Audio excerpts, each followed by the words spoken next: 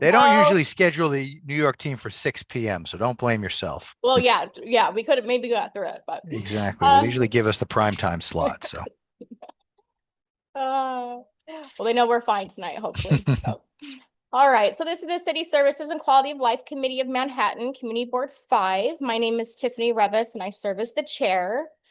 Any items voted on at this meeting will appear at the CB5 full boarding meeting that will occur on October 9th. We do have 3 items on our agenda today, really 2. Don't worry, everybody, 2. We're going to have a discussion tonight with some people from the Department of Homeless Services, the Department of Social Services, and with Brian Stetton, who's a senior advisor to the mayor's office, to address and discuss homelessness and the services available for struggling mental illness and possible homelessness stemming from that condition. The second item will be a discussion with Central Park Conservatory, as well as a representative of Local Union 100, to discuss the horse carriage industry and riders law. And the third item will just be our committee just discussing next year's district needs statement. So, sorry, I have to give this big speech here. Although many of you are familiar with the format of our meetings, the procedures go as follows. The presenter will give a full and uninterrupted presentation. Following that, we'll move to questions and comments from members of the committee. Once questions from members of the committee concludes, I'll open the floor to members of the public who will have the opportunity to ask questions and make comments about the issues. We're not putting a time limit. However, we do ask that you keep things brief and try to avoid repetition. Once the public comment session is over, we'll move to business session, at which time only members of the committee are allowed to discuss the matter. And then following discussion, if appropriate, we'll craft a motion, which will be taken by a vote. And we'll go through that same kind of format for each component. Our first item, I don't believe we're going to need that, but just for information's sake. So first on our agenda, we have a handful of wonderful individuals who are joining us tonight from the Department of Homeless Services, the Department of Social Services, and Brian did I say it right? Stetton? Yep, that's it, Stetton. That's Thank you. Who's the senior advisor to the mayor's office. And this is to discuss and address the homelessness and the services that are available to those struggling with mental illnesses and possible homelessness stemming from that. And I'd like to say I actually did listen to that panel, so I'm very excited I did, because Brian, I saw your face before even tonight. I would like to thank all of you for being here. It's amazing for you to take this time. We know that it is on your time, and I am making you miss the Yankee game until we finish, or at least have the volume turned up on it. So we appreciate you so much for being here. Really what I wanted to say too, just the reason why we kind of really want information and want people to talk to us is because we are revamping our committee in a sense and really focusing on quality of life and city services. And we want everybody, including myself and the public, to be extremely familiarized with what the issues at hand are, what services we have, and how can we advocate for the public. So with that, just kind of giving that introduction, whoever wants to speak from Department of Health or Social Services or whomever, have at it. So I think maybe we want to start with introductions. I see some of our names are duplicated, I think, which is an error, a Zoom error, but I'm Jamar Hooks. There's only one of me. I'm the Deputy Commissioner for Intergov and Legislative Affairs at DSS, and I'll pass to Kevin. Thank you. Good evening, everyone. I'm so happy to be here. Most likely I might be able to watch a game later on today, so I'm looking forward to that. My name is Kevin Perdomo. I'm one of the Assistant Commissioners with the Street Homeless Solutions with the Joint Command Center, and I'll pass it to Program Administrator Janice Bonsu. Good evening, everyone. My name is Janice Bonsu. I'm a Program Administrator for Street Homeless Solutions. And I will pass it on to my colleague, Marsha Horn. Hi, good evening, everyone. Thanks, Janice. Marsha Horn, Manhattan Borough Director with Department of Social Services and Intergovernmental Legislative Affairs. I'll pass it back to Jamar. Not sure if you want to kick off the Yeah, I conversation. can kick it off. So I know that you want to talk mostly about mental health services in our street outreach program, so I'll quickly pass it off to Kevin. But one of your questions was how many folks are in the shelter system. So there are currently 85,855 individuals in the shelter system. That includes our single adult system, which is for men and women, separate systems for each gender. There's 16,731 men in the system, 6,573 women in the single adult system. We also have the families with children system, which is for, as it suggests, families with children. There are 17,909 families. That includes 26,672 adults, 30,992 children. We also have adult families, which is families who have 2 or more adults that have a familial relationship. And there are 2,263 families or 4,887 individuals in our shelter system currently. And now I'm going to pass to Kevin to talk through our outreach services and the supports we're able to offer to individuals who are experiencing street homelessness. Thank you, Jamar. Something that we hear a lot from the community is what is it that DHS is doing in terms of the homelessness and the encampments in your district and throughout the city as well.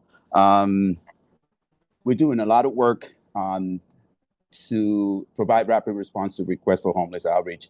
I'm going to pass it to Janice Bonson, who's going to go over our role in this process, what my teams do in the collaboration with the outreach providers. And then when it comes time to talk about the encampment process, I'll be more than willing to share some information on that. So I'll pass it to Janice. Great. Okay. So when it comes to our outreach is twofold. So we are a part of Street Homelessness Solutions, and within our division, we have actual teams that provide outreach. What our staff does is that we go out and we canvass specific targeted areas that are known to have street homelessness there, and we engage with individuals trying to establish trust. And our main goal is to get individuals to come inside and seek out our services, which are Safe Haven, and we'll get into more of that later. And then we have our contracted outreach providers. And what our contracted outreach providers do is that not only do they also do the canvassing, but they provide the case management services, so that once an individual is placed inside, we hope that they will work with them up until they reach the point of permanent housing. And what they will do is actually identify what the needs are and what the barriers are, and try to fill in those gaps and assist. So that's kind of basically what in a nutshell, what the outreach teams do, and how we get our specific, where do we go? How do we get that information? We do that a number of ways. We, with encampments, 311s, and also calls from our community boards, and how we communicate with Intergovernmental Affairs and City Hall. So, Kevin, did you want to talk about the encampment piece? Let's talk about the programs within our portfolio: Safe Haven, Stabilizations, and Welcome Centers. Give them information of what they do and what the criteria is for placing them there. Okay, so when it comes to when we place individuals, we have specific, what's different about our division, because we have our adults division, and then for us with streets, we have low barrier housing. So one of the things that is different about our Safe Havens and stabilization sites is that we don't have a curfew. And also we know that our folks have mental health issues, so they would go to a Safe Haven. When it comes to a Safe Haven, they have 72 hours as well before they lose their bed, which is very different from the adult side. So we have safe havens. We also, which are for individuals who have mental health issues. We also have our stabilization sites, which are for individuals who have less of a need and need less oversight and supervision. Also, what's different about our beds is that what we have co-located drop-in centers as well. So we have a drop-in center co-located, I believe there are 2 of them, co-located with the safe haven. So that's a little different from adults as well. So you can stay, or you can take a shower, get food, stay for a little bit, and continue on your way. So that's one of the things those are the types of beds that we have. Also, I actually forgot to say is that our outreach providers, we have 1 for each borough, and then we have an contracted outreach provider for the subway. And I have a question just before we go Sure. on. Can you tell us where the locations are? Just is there one in every borough? Is there multiple depending on the needs? Yeah, so they're across the 5 boroughs.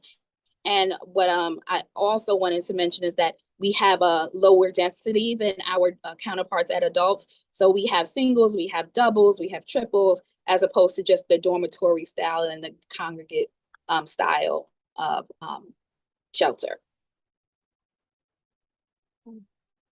Thanks. Going back to how is it that we get this request, we rely a lot on the 311. So we encourage the community, if they see anyone in need of services, somebody who appears to be on shelter, we really encourage the community to use the 311 app to submit requests for outreach, so we can get a team out there. Our providers respond to the homeless person assistance tickets. Those are routed to them so they can respond. They are very responsive, and they get to these clients within an hour. When they report to this site, is to basically to engage around services, find out what's happening, what is it that they want to be on the street, if they have a history in the shelter system, what is it that they don't want to return. A lot of clients are more interested in our settings, like Janice said, we're talking about single bed, single units, share units. So we're getting a lot of folks willing to enter the shelter system, but particularly be placed on safe haven stabilization. Also, the encampment tickets, we are those tickets. My teams, the JCC teams, because we have also outreach teams in our unit, we respond to those. What we do when we get a ticket is to report to the site, identify the condition, and also to offer services. I know when we get this request, it's just for us the community wants us to remove that encampment, but we also have to think about the folks that are there. They're in crisis, that they need services. So our role is to get them to accept services, and also to, like I said, identify the condition so we can reach out to the other sister agencies, the DSNY, NYPDs, so we can coordinate a cleanup. So that is the role of my team, to identify, forward the request, and then coordinate a cleanup operation. In this whole process with the encampment, we are also mandated by law to provide a 7-day notice prior to a cleanup. So we cannot just show up and take folks' property on the same day. We could do that if it's an emergency cleanup, if we feel that the condition poses a safety concern to the community. But when it's a regular cleanup, we give them 7-day notice. We're engaging from the first visit, trying to get them to accept services. We are also part of the operation on the day of the cleanup. So how much are we doing in terms of addressing? Do you want me to talk about the encampments now, or I could get into that? Yeah. All right. So when it comes to the work that we're doing in your District 5, there is a lot of work that we have been doing in terms of responding to 311s and also participating in these operations. We understand that we have to address the quality of life issue, but at the same time, our role, like I said before, is to connect folks to services when we engage with them. Just to give you a number, since April of this year, we have participated in a total of 710 cleanup operations with DSNY and NYPD. 710 is a lot. And, we're talking about, duplicate locations, locations that we have identified as being chronic because they have been addressed multiple times. A lot of people wonder, have you placing clients? Is this work really helping?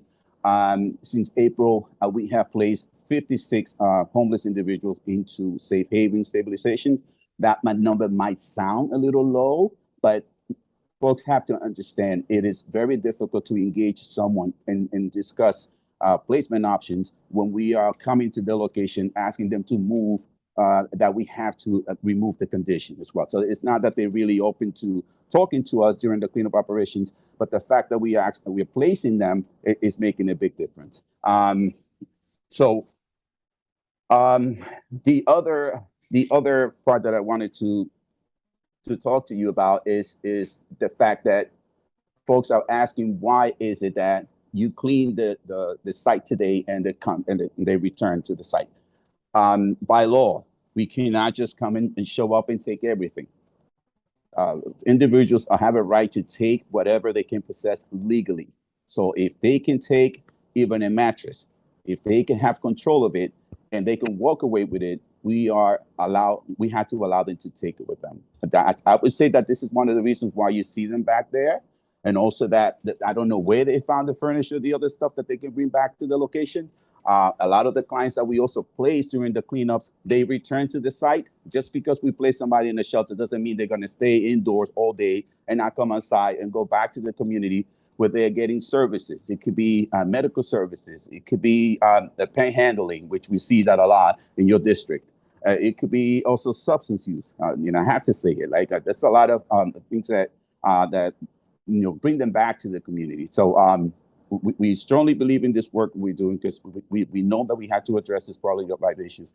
But at the same time, we want to continue to do the work that we do, which is knowing that it takes hundreds of engagements to rebuild trust and get somebody to accept services. So we want to let the community know that we're doing a lot of work, that we're going to continue to do this. We're going to continue to be persistent because we believe in helping people. And Tiffany, you asked earlier, sorry, Janet. Go ahead. You asked earlier how many drop-in centers are available. There are drop-in centers in each borough. In Manhattan, there are 4 main chants on 120 East 32nd Street between Park and Lexington, Oliveri Center, 257 West 30th Street between 7th and 8th, and Paul's Place, 114 West 14th Street between 6th and 7th.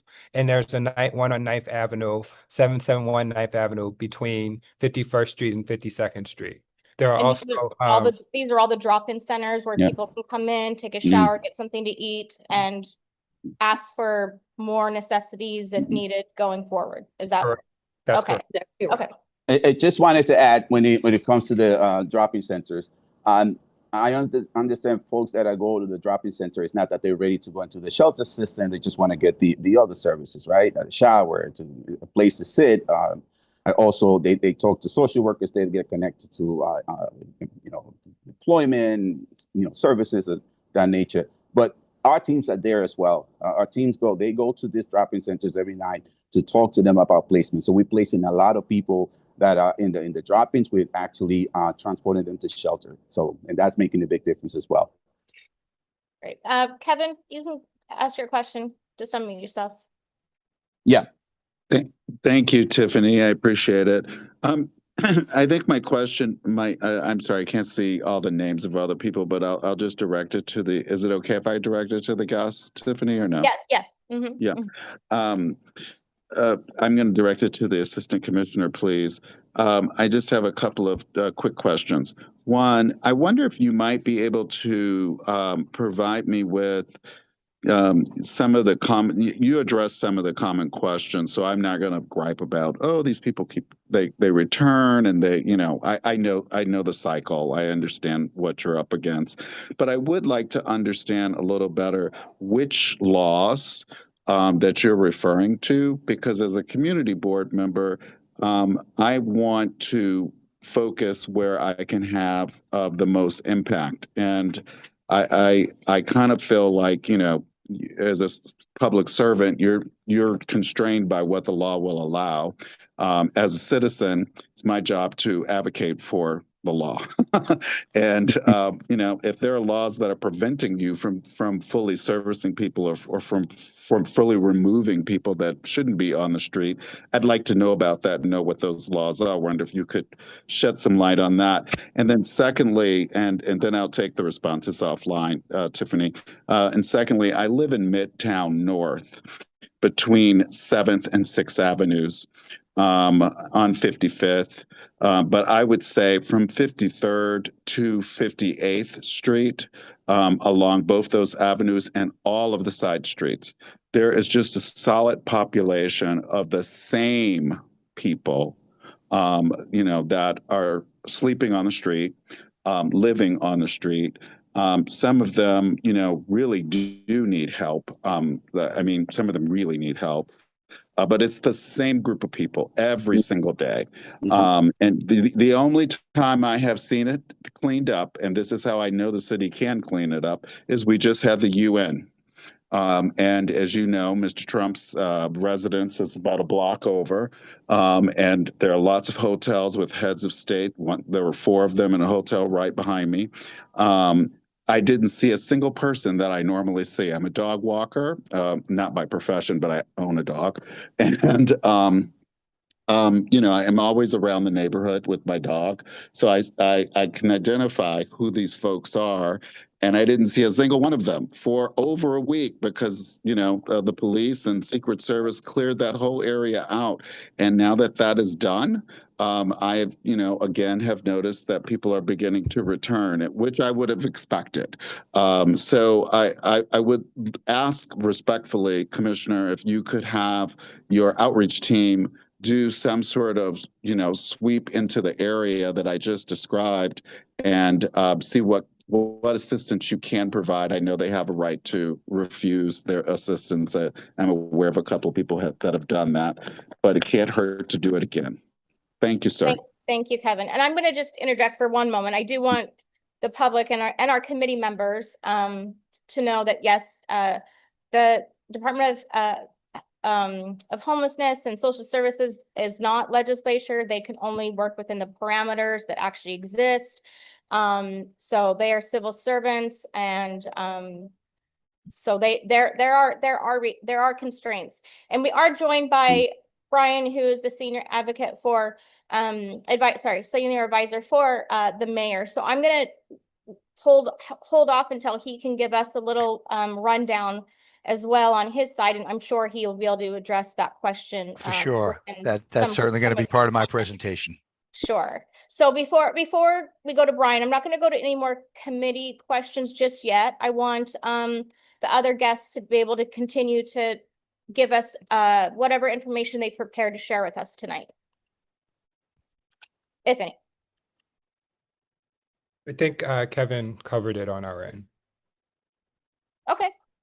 All right. Then if we're ready, Brian, go ahead and let us know who you are, what you do, and I did send out, just so you know, I did send out a link. I don't know if anybody else from the committee was able to watch the policy briefing. It was pretty informative. It was very quick and to the point. And I know you spoke a lot about a lot of the issues and questions that we as a community board have. So look forward to you being able to now speak on behalf to the public and to our committee. Sure thing, Tiffany. And thanks everyone so much for being here. Great to be with my great DSS colleagues. And yeah, as Tiffany mentioned, I'm Brian Stetton. I'm a senior advisor to the Adams administration on severe mental illness. I'm a lawyer who's been working for a long time at kind of the intersection of mental health and the legal tools that are available to make treatment available to someone who's unable to recognize their own need for that, which is obviously a major issue that we struggle with in the law. And my role in the administration is to make sure we're doing the best possible job in leveraging the authority that those laws give us to connect people with treatment who are suffering from the most severe mental illness and by no fault of their own are unable to access that treatment on a voluntary basis. And, I want to just be kind of clear up front that, people sometimes have the impression when they hear me present or see some kind of news coverage of what we're doing on involuntary treatment, that this idea of bringing people in to the hospitals involuntarily is like the cornerstone of the Adams administration's mental health policy. That's actually not the case at all. It's one important aspect of it, and it's one that I focus on personally because it's something I have background in developing. But if you look at the whole picture of what we've been trying to do to fix our really dysfunctional public mental health system and turn the tide on what's really been kind of a shameful history of neglect that's gone on for decades, there is a recognition, and I think a broad consensus, even with some of the people who've been critical of our policies, that we need to build more resources into this system and make sure that we're able to connect people with all the things they need at the various junctures that their needs are arising on that kind of path to recovery. So we need to have hospital beds at the front end. There's a lot of people who want to spend time in a hospital who are sometimes turned out because we have a shortage of beds. We need to have programs to engage with people once they're back in the community. We need to have housing, obviously, very prominently on that list, that is supportive and that provides people with the kind of care that they're going to need on a daily basis.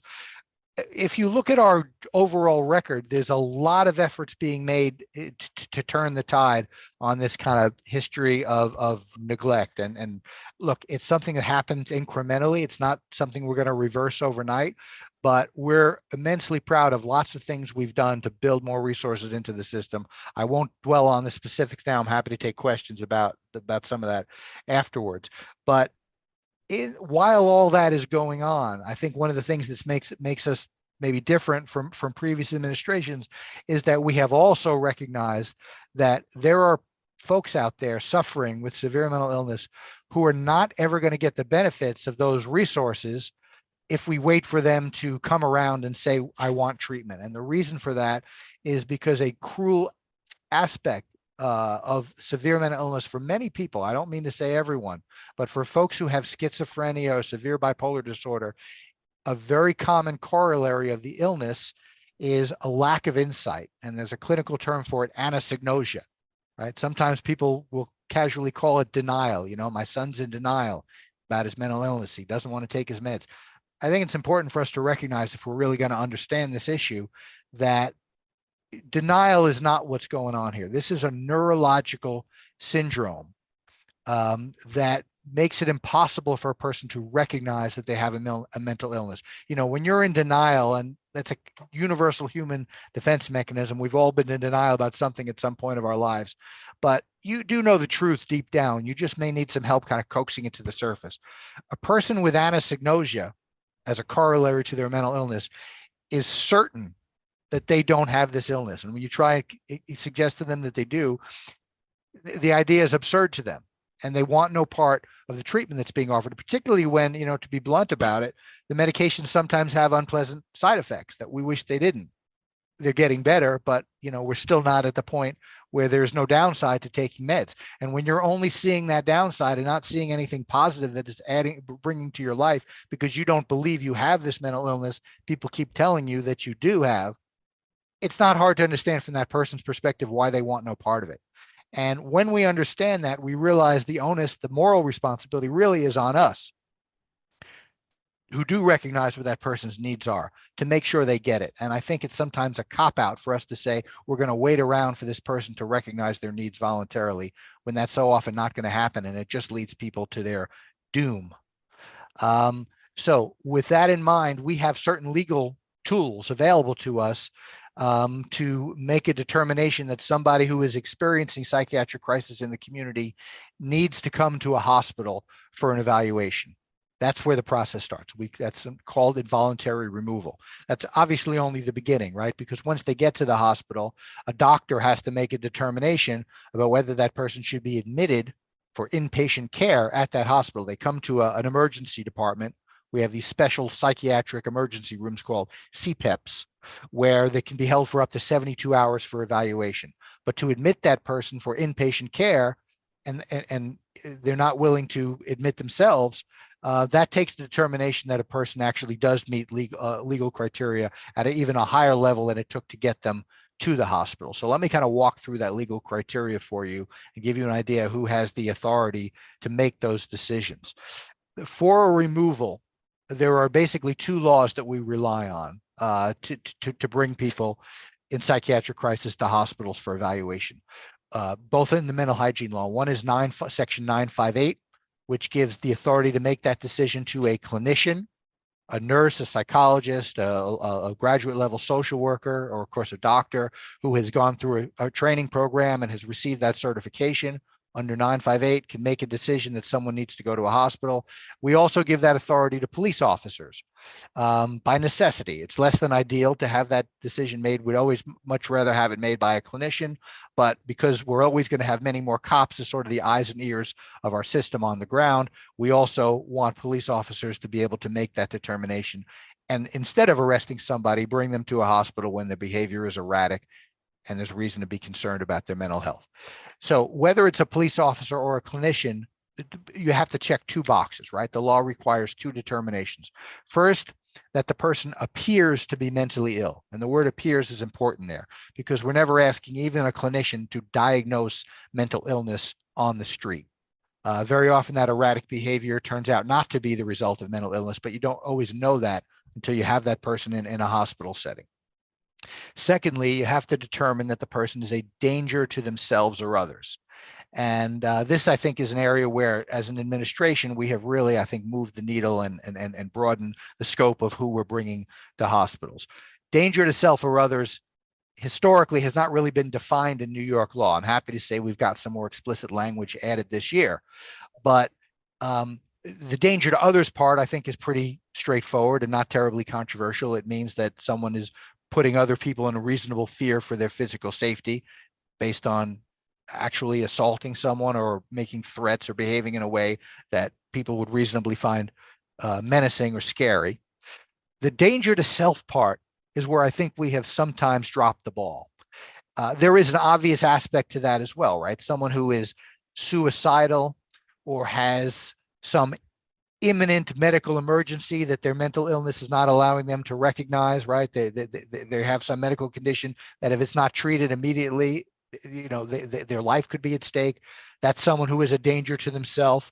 The person who is engaging in some outrageously dangerous conduct, such as running into traffic because they don't think the cars can hit them, or, you know, trying to fly off a rooftop because they think they have the power of flight. Obviously, those are all examples of people who are a danger to themselves. And there's no question those are people who should be brought to a hospital for evaluation.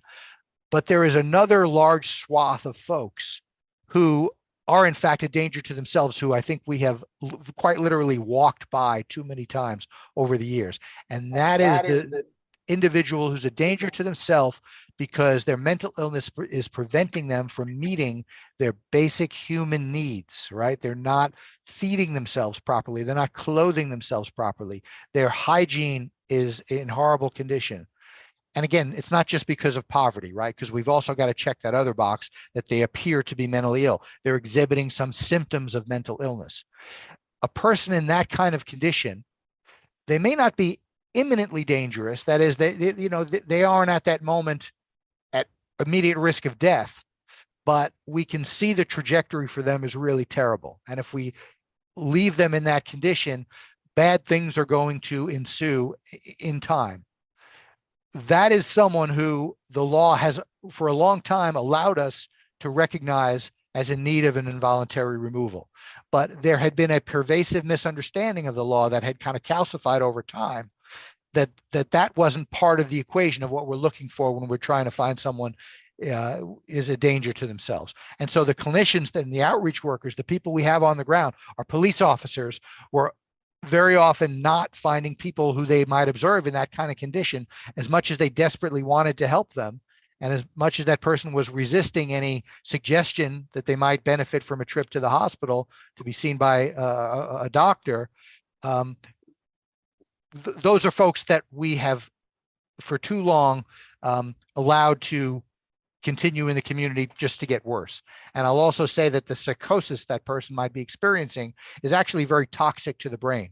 So by leaving that person out there, we're actually not just missing an opportunity to get them better, we're making them worse, because the longer that untreated psychosis extends, the lower that person's ultimate prospects for recovery. We have a lot of studies that tell us that it actually is a medical emergency, and there is an opportunity to get somebody help that we really should not pass up.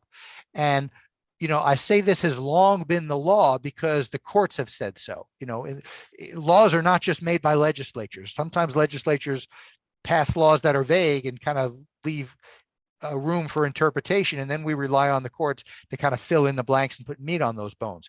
And for those of you who were around in the 80s and remember the Billy Boggs case, which is a woman on the Upper East Side who the Koch administration worked for quite a long time to get help, and were kind of fought tooth and nail by the Civil Liberties Union, and it resulted in a case where the appellate division court made a really landmark decision that said that extreme self-neglect is in fact a form of danger to self.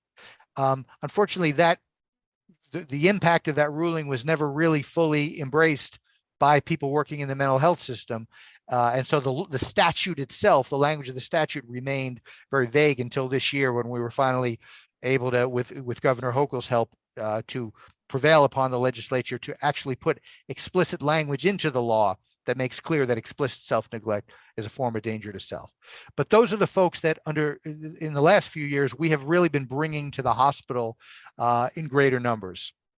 And we're very proud of that. Just to kind of walk through the process of what happens once a person is involuntarily removed. As I mentioned, the next the next phase is a decision has to be made at the hospital whether this person meets criteria for admission, whether they should be received as an inpatient to that hospital. And at that point, the doctor who's making that decision, and it must be a physician under current law, must not just find the appearance of mental illness, they've got to actually diagnose a mental illness. And that can take some time, right?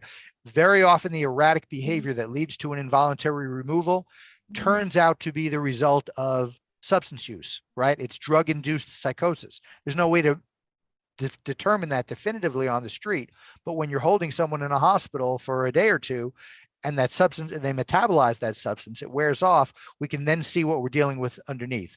And while there are obviously many people who have a dual diagnosis, right, who have a mental illness and an addiction, and the two are kind of feeding on each other, it's also true there's lots of folks out there for whom the primary issue is simply addiction. And when that substance wears off, we find that they are connected to reality. They do understand what's happening in their life, and they're able to express themselves coherently, and we don't see signs of psychosis at that point. And much of the reason why many people are turned away from hospitals and don't get admitted beyond that initial evaluation period is that we find that they don't have a mental illness, and they have a right to leave. And of course, we're making every effort to connect them with treatment in the hospital by offering them voluntary care, but many people are not ready to accept that.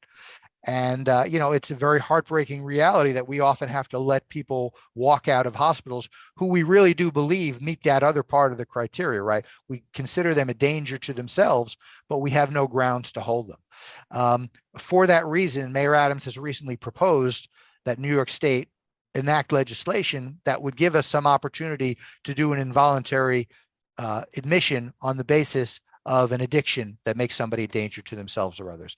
And if there are questions about that, we can certainly talk more about that as well. But also just kind of wanted to briefly speak to what happens to somebody once they're actually admitted to the hospital, because as I said up front, this is really just the beginning of a long road to recovery for somebody. And we have the benefit in New York City of having a public hospital system. That is, the city itself runs a network of hospitals known as the Health and Hospitals Corporation. So in Manhattan, that's Bellevue and Harlem and Metropolitan. And we take very seriously our responsibilities to make sure that we're connecting people who come in on these removals to the care that they're going to need on a long-term basis. And we say that discharge planning begins on the date of admission. And for people who are removed under 958s, that is people brought in by clinicians, which ultimately is a kind of a small number compared to the many thousands of people who police officers bring in response to 911 calls, usually who are not kind of homeless, the people who you see out on the street. Those 958 removals are all coming to H&H. We have an understanding with our EMS system that whereas most hospital transports go to the nearest hospital, if it's a 958 removal, it's going to the nearest H&H hospital specifically. And we're also, with people who come in under 958s, connecting them to community-based treatment from the day they're admitted to the hospital. We have a program called IMT, Intensive Mobile Treatment, that we try very hard to connect people who are homeless to. The state has some really great mobile treatment as well through its SOS program, that it has community-based providers who provide similar kinds of services. And we offer everyone who comes in an SOS team, and we have that SOS team meet the person at the hospital, try and establish a rapport and a connection, and continue and follow that person's case when they come out of the hospital. The ultimate goal with each of these individuals is to get them in permanent supportive housing. And that's a process that's going to take some time. It's going to mean we're going to need to have that person in some transitional housing while we work through that housing packet to ultimately get them to that right place. And that has been a challenge for the city for sure. We often find when we're discharging people to congregate shelters, as we've kind of done for too long, that we have a very hard time hanging on to them. People don't want to stay in those often, not very pleasant environments. And so, to its great credit, DHS has really been moving more towards this safe haven model, right? Where we are putting people in environments where they get to have a private or a semi-private room, maybe one roommate. The curfews are more relaxed. They can disappear for a few days and not lose their bed. And so, we have brought thousands of more of these safe haven beds into the system. We have another, I think, 900 in the pipeline. And I think it's also one of the things we're kind of proudest of. And when we have that person in the right kind of transitional environment, it makes it much easier for us to work with them, help them collect the documentation it's going to take, and sort of be invested in choosing a supportive housing environment that's going to work for them in the long term and get them to that good place. So this is all incredibly hard work. It takes a long time. It takes a lot of resources, and I make no bones about the fact that we have to continue to make investments in these kind of resources. But I guess the point I want to leave you with is that for someone who lacks insight into their illness, who doesn't recognize they need this kind of help, none of that stuff is ever going to happen. There is no prospect for recovery if we don't get them to the hospital on an involuntary basis, because voluntary treatment is just not going to happen for someone who doesn't recognize their own illness. And that's why we have made this an important aspect, a leg of the table of the great mental health system that we're trying to build. That was fabulous, Brian. Thank you so much. I want the committee members to have time. We could talk about this for hours. So just before I turn it over to the committee members to ask some questions and whatnot, I did just want anyone briefly to kind of give some numbers as far as not everybody that's homeless has mental health issues, right? So we as a public need to know, compartmentalizing, like how many there really are that are homeless, how many are sheltered that are homeless, how many of those that are on the streets have this severe mental illness. Just because you're homeless doesn't mean you have a severe mental illness or that you're in crises. And I think that's one thing that's very important for people to really understand definitions better. Sure. In order so we can help people just as the public. And I do know at the panel that was given, I think there was someone else from DHS there and spoke on behalf. It was Cassandra. It kind of gave a number and compared it to what is actually how well we're doing and compared to even somewhere like LA is. But more the definitions and the numbers And just quickly with that, if you don't mind, and then I want to let my committee members ask some questions. Sure, and I might let my DSS colleagues might have something they want to add to this as well. But I think the number that we have the greatest handle on is how many people are unsheltered in New York City, and that is a small segment of the total homeless population. What makes us different from a city like LA is that we have a right to shelter here, right? We're under a court settlement for many decades now that requires us to offer a bed to every New Yorker who's homeless. And that is why our homelessness in general is so much less visible than it is in a city like LA or Portland or San Francisco, where you have 10 cities that sometimes go on for blocks and blocks and blocks. Their homeless population is right out there on the street because they don't have a right to shelter.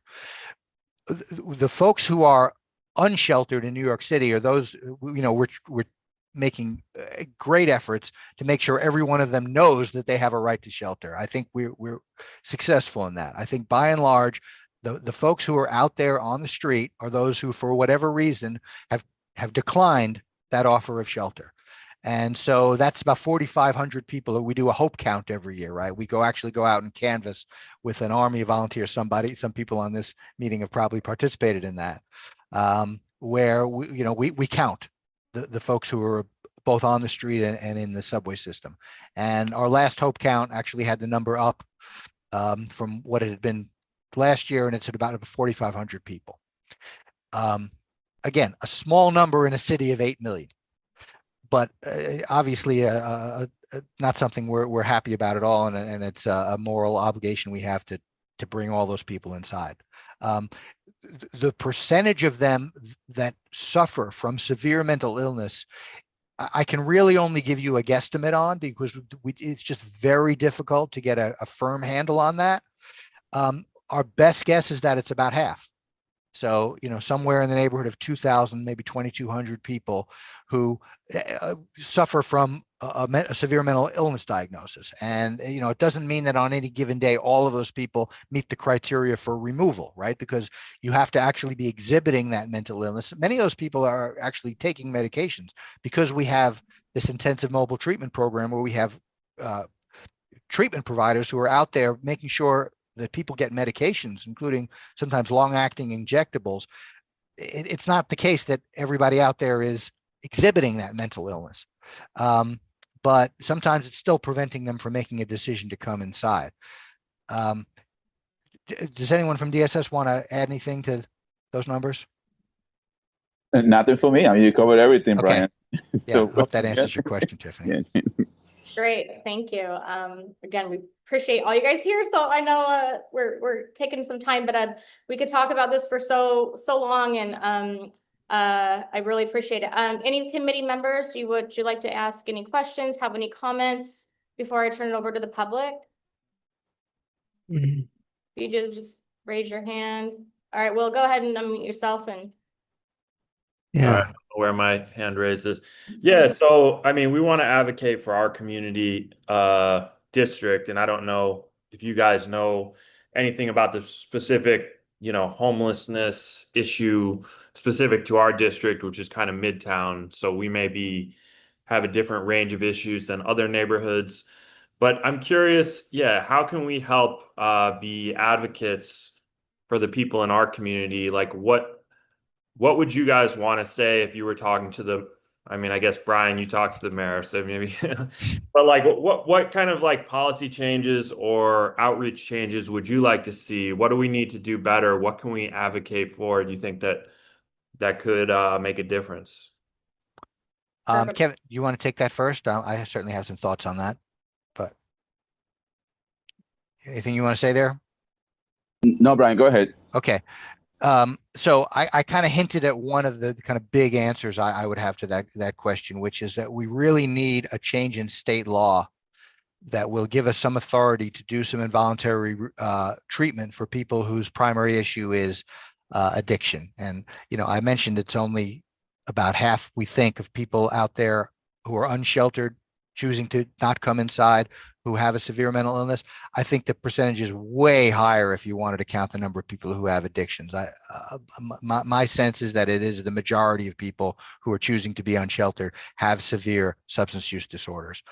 And when we encounter those people in a state where they are presenting a danger to themselves or others, if they don't have a mental illness, we don't have any authority to do anything about it. I believe it would be a game changer if we could have a state law that would give us some authority on that. And let me just say a little more about what we have in mind. We're actually, the mayor has talked about this recently. We're in the last months of this administration drafting legislation. I should have it ready soon, that we're hoping to hand off to members of the legislature, and ideally progressive members who will have some credibility with those who might have an instinctive negative reaction to this idea. But to have your community strongly support it, I think would be really helpful, because we need a groundswell of support, particularly from the progressive districts of the city, in order to have a chance of pushing this through. I want to make clear, there is a real difference in modalities of treatment for severe mental illness and addiction that make the things we can do through involuntary treatment, I think, different. Whether somebody wants mental illness treatment or not, if you get the medications into their system, they will have an effect. They will start to think more clearly. They will stabilize. And so the involuntary treatment, I think, has a more natural connection to severe mental illness than it does to addiction, because I think we all know that in the long term, for somebody to succeed in addiction treatment, they're going to have to really want to live a different way. They're going to have to internalize a sense of, I can't live this way anymore, and I'm ready to do some really hard work to reach a place of recovery. Where I think involuntary treatment can be helpful is just at that initial moment when we bring somebody to a hospital, and as I described, that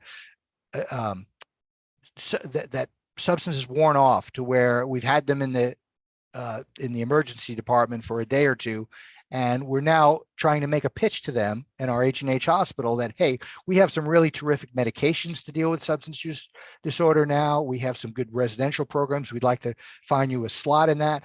When you're trying to engage with somebody at that moment, when they're in withdrawal, right? They're in physical pain because they've been in that ER for a couple of days. They're not even hearing that pitch, right? They can't focus on even what's being suggested to them, because they just want to get out of pain. They want to get out and use. And our feeling is, and the feeling of our great people at H&H, is that if we could just get somebody over that hump, to where we could get them past that withdrawal, right, through that detox period. So we're talking about an involuntary hold of, maybe 10 days or so, to where we could actually have a conversation to a person who's not in pain, who might be ready to make a decision about what they want to do with the rest of their life. It's not going to work with everybody. Obviously, there are psychological aspects of addiction, not just physical ones, and we're still going to have plenty of people walk out, but we believe we'd make a difference with a lot of people who we aren't reaching now. And to have that kind of community support behind what is sure to be a controversial proposal, to me, would be huge, because it's going to take that kind of groundswell. Can I add one thing? I think what Brian's saying is extremely important. And so we have a responsibility to site shelter and to make sure that these shelters are available to support those individuals in need. I mean, I think it would be very helpful for communities to support shelter placements and to support shelter sightings. When we go to stand up shelter, there's often a groundswell of resistance. Communities want the shelters, but just not in their communities.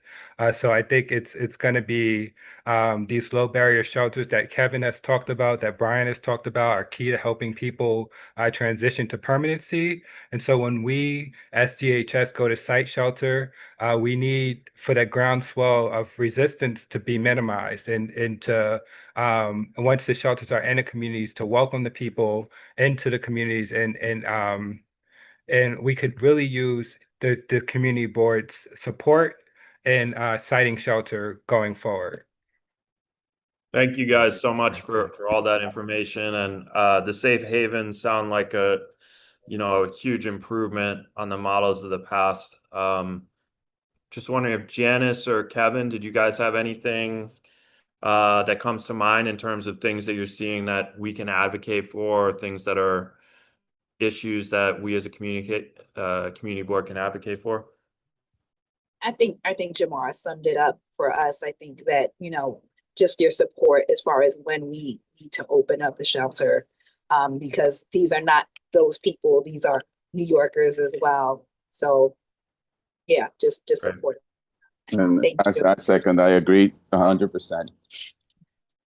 Great. I'm just gonna chime in for 1 sec before I let David talk. And I think having everybody here tonight is such a great way to start, because what we really want is for you guys to reach out to us, reach out to our board office when something is coming up like a shelter, or there's, something in the legislature that wants to change wording and wants us to advocate for you. It's we're happy to, that's what we're here for, is to advocate for the public. So reaching out to us, staying in contact with us, that is the best way. And we want this not to be a one-time relationship of having you come to our committee and speak.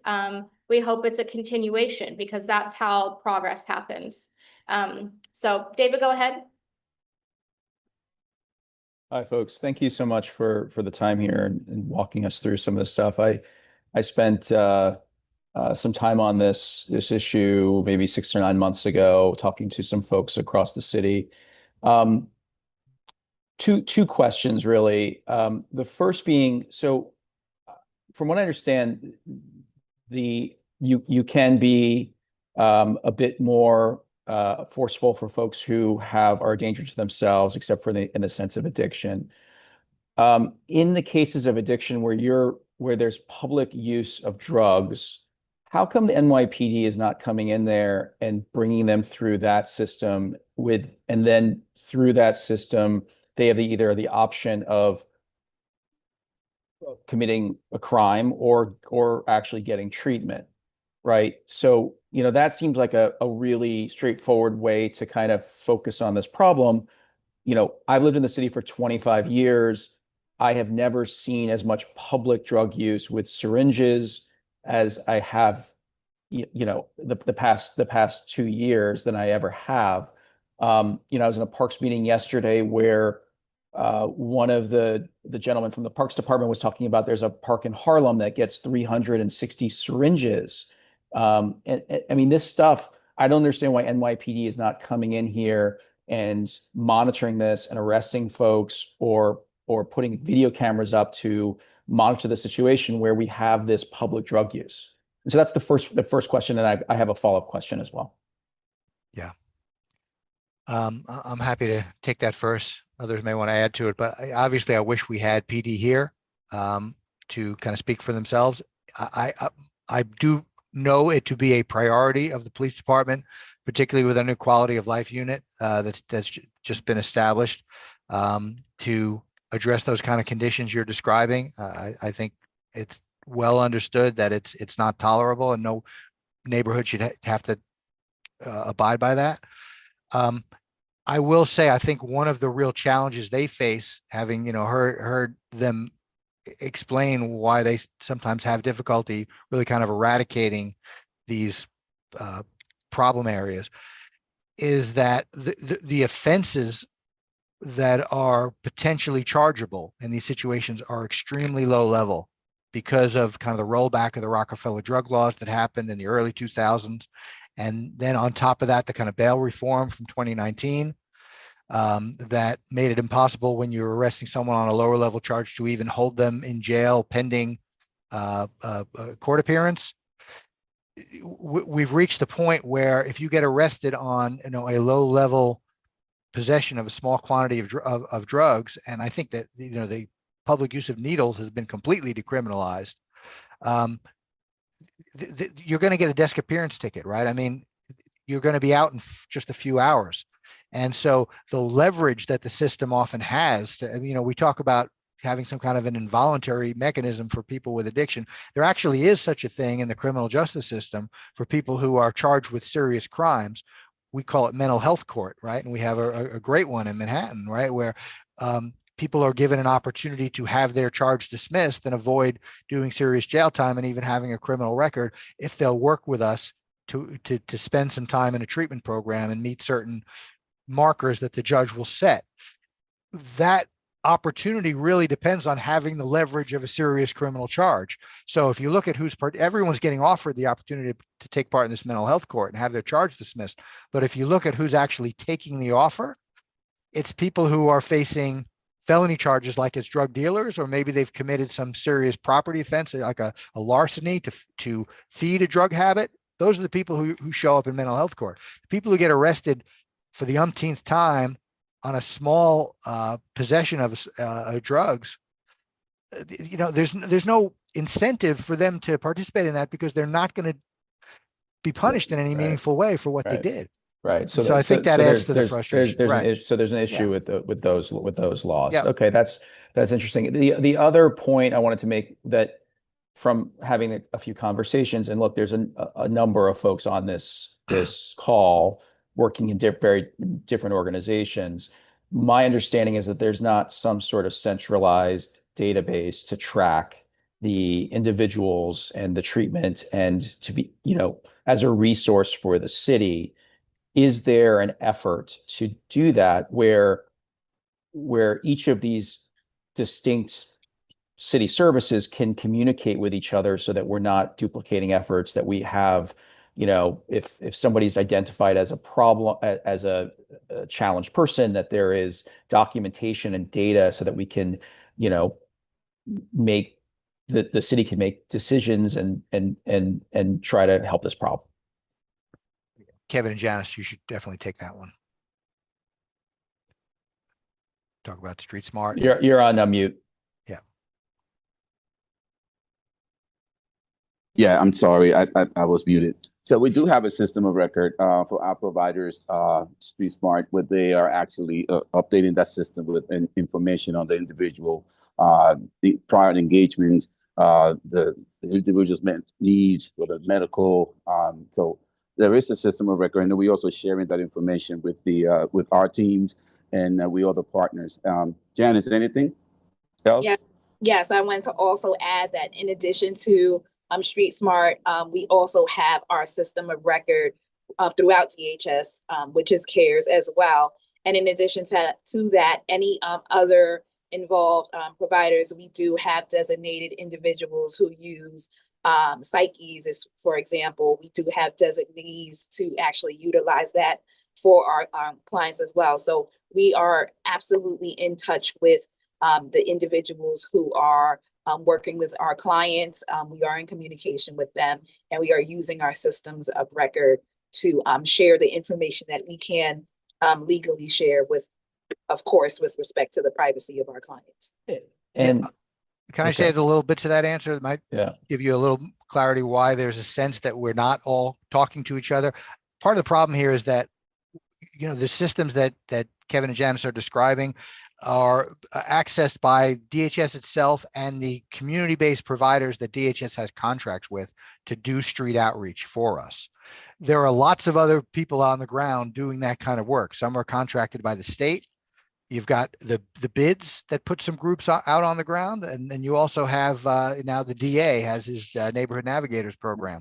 So you have a lot of outreach happening, particularly in Midtown, with organizations that are not in contract with the city of New York.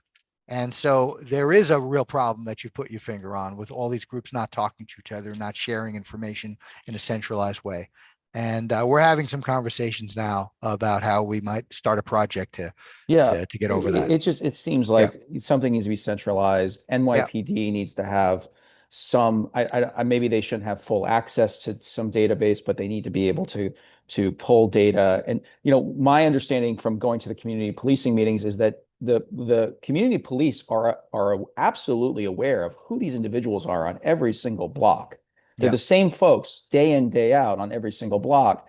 And so, I think to your earlier point, some of the bail reform laws have hamstrung them in being able to do the work that they need to do so that there's not crimes committed on the street.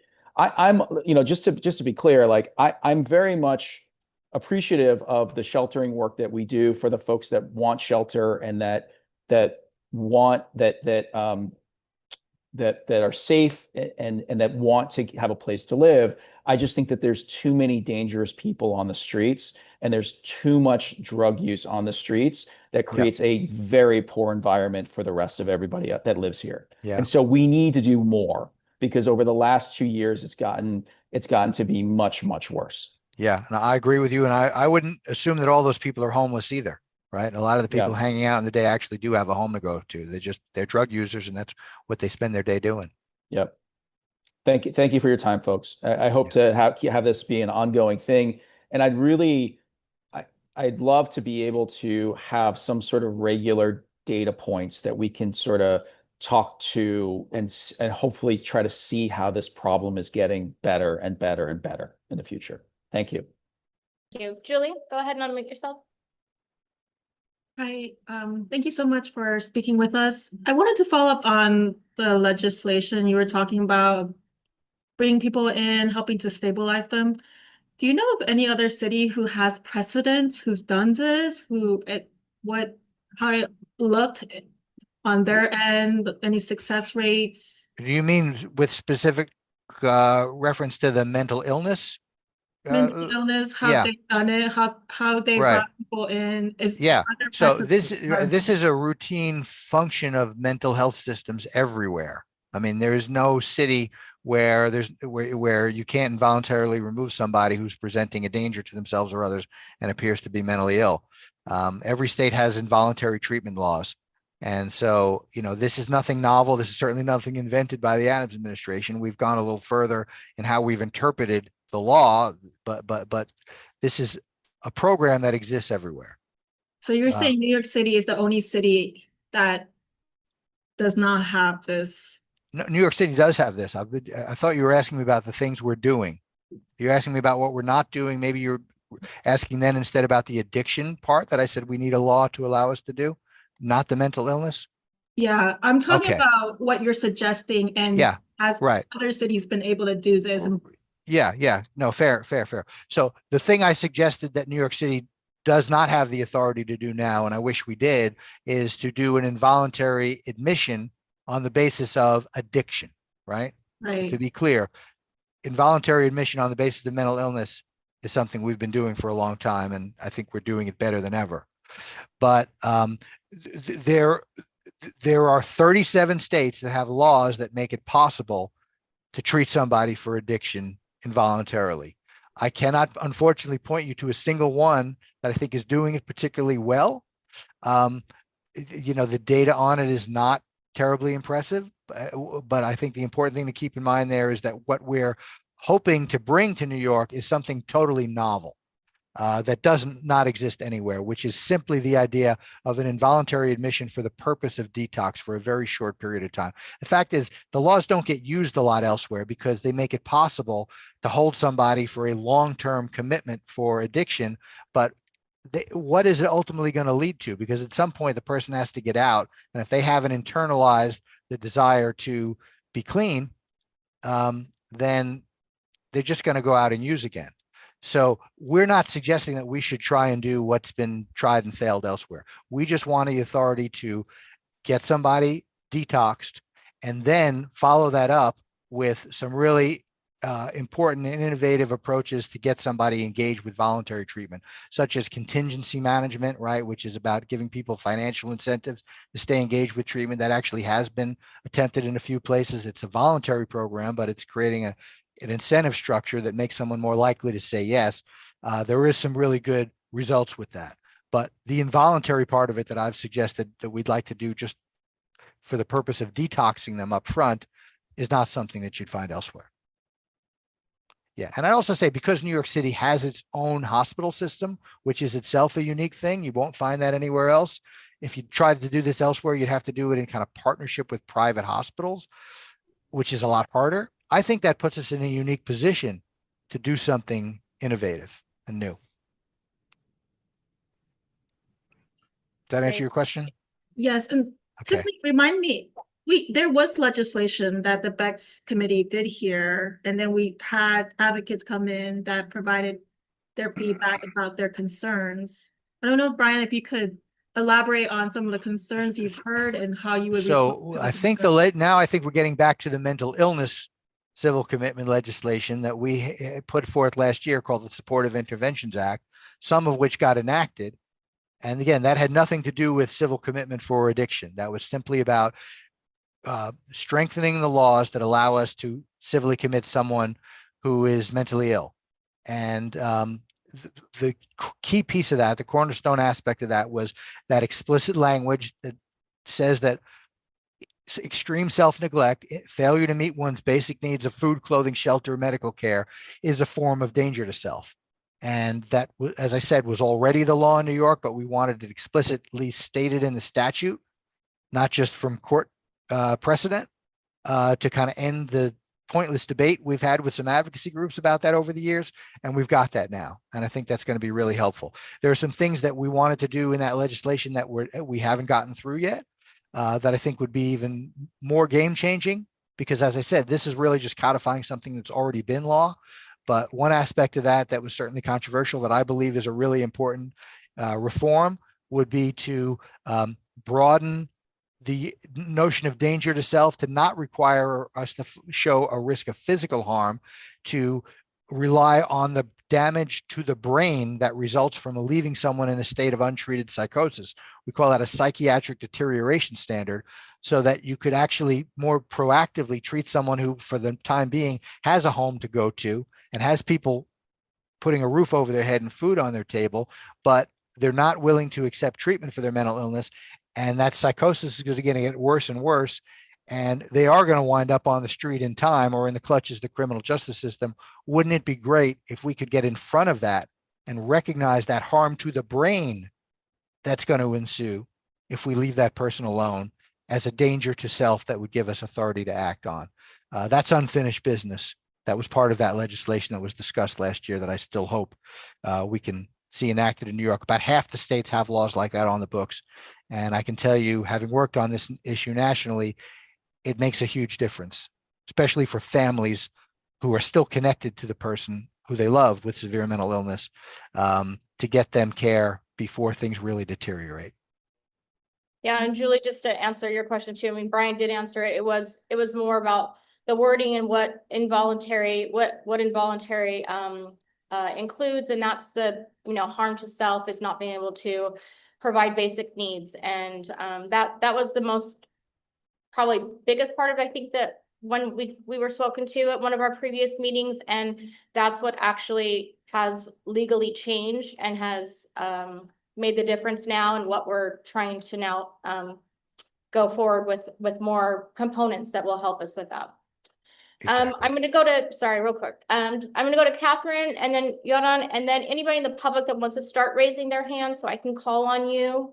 I know everyone's here, so this is wonderful. I just want everybody to be able to have a moment to speak and ask some questions. So Catherine, go ahead, please. Sure, I'll be brief. Thank you for letting me speak. My name is Catherine Ellington. I'm on CB5, and I like I like the opportunity to talk about innovation. I cut my teeth in this more deeply. I spent time with the Boston Homeless Program with Dr. O'Connell, and I pride myself in being someone who multiple times has shown up for the hope count in the night, right? Because you're passing people on the street and you want to be, I think we still have to open more opportunities for people to work downstream. You have working people who every now and then you hear these stories where, in my own neighborhood, you see the same homeless person and you realize that everybody's giving this person money on their way to work, and people are buying them lunch. But there should be more innovative ways that at lunchtime, or, there's so much corporate opportunity for volunteerism to train people to be able to meet and to see and to observe. And everybody's not going to do the same work, but I just feel like we understand about what doesn't work and what seems to be, schizophrenia, psychosis beyond the reach of most people, but there are people that can be helped. And I would love to see more of like the work that you all do does help people, and you need to be trying to share that everything is not beyond everyone's reach. And so I just want to encourage the innovative space that allows other homeless people who may be chronically homeless to see other people surviving and making steps in progress, and to be, people need community. You do not heal in isolation, no matter what condition you have. People need community. So how do you create spaces of community? We have a lot of pop spaces in our district, where maybe some of them could be every now and then transformed. I just wanted to open up the conversation, and thank you all for sharing what you do in this way, because it's helpful. But just want to continue the open call for innovative approaches that involve people, because we could talk about a broken system, but people are broken by the system, both, the individuals who are users and their families and their friends. And, that's the other part. People are connected to people. They're not strangers in this world. And so we have to find ways. And in some ways, people, you hop on a train and you think you're in another neighborhood and you can do whatever, you're doing the do. But innovative ways, cross connections, less silos. Thank you. Thank you so much. Thank you, Catherine. Yoden? Hi, thank you very much for to all the speakers tonight. I really learned a lot. I am a little confused about some terms, but I will keep it. I'm not going to ask you about that because I'm just going to force myself to educate myself more. If you want to email me afterwards or call me, I'm happy to engage with you. Thank you. Thank you. Sure. I have a question about the 958 involuntary removals. Yeah. Do you have any sense of how often these removals lead to a diagnosis of mental illness and actual inpatient treatment in a public hospital, and eventually to permanent supportive housing? Like, what are the outcomes?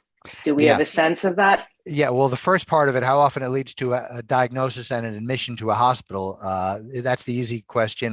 We do have that data because we're tracking them very closely. We actually have our Office of Community Mental Health has put up a dashboard where we're on a monthly basis reporting out the data on all our involuntary removals, 958s and 941s. And when I'm taking a break from speaking, I'll put a link to that in the chat. But the answer to your question is that about 55% of the people who come in on a 958s get admitted to the hospital for inpatient care. And, I think there's sometimes a tendency to assume that means that 45% of the time the hospital is saying it was the wrong decision to bring this person here. We don't think this person is mentally ill.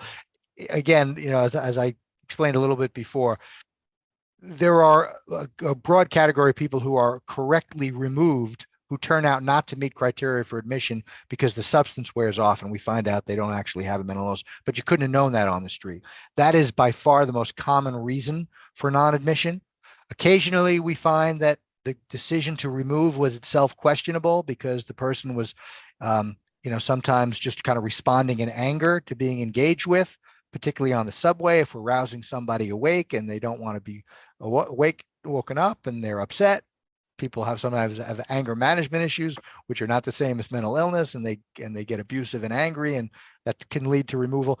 That's fairly rare, and I think more rare than ever. For the most part, when people don't get admitted, it's because their erratic behavior was attributed to addiction and substance use rather than mental illness.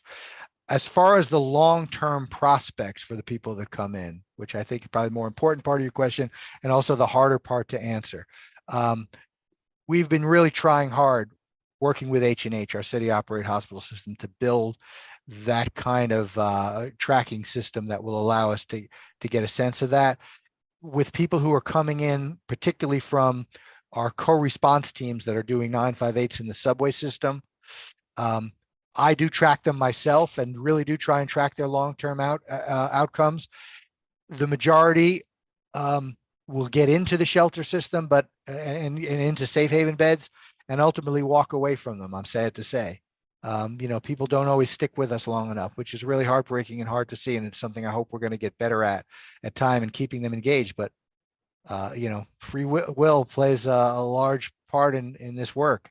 We do have some really heartwarming, amazing success stories at the same time. People who've made it all the way to a permanent home. And, the percentage of time that happens, I think even under the best circumstances is never going to be terribly high.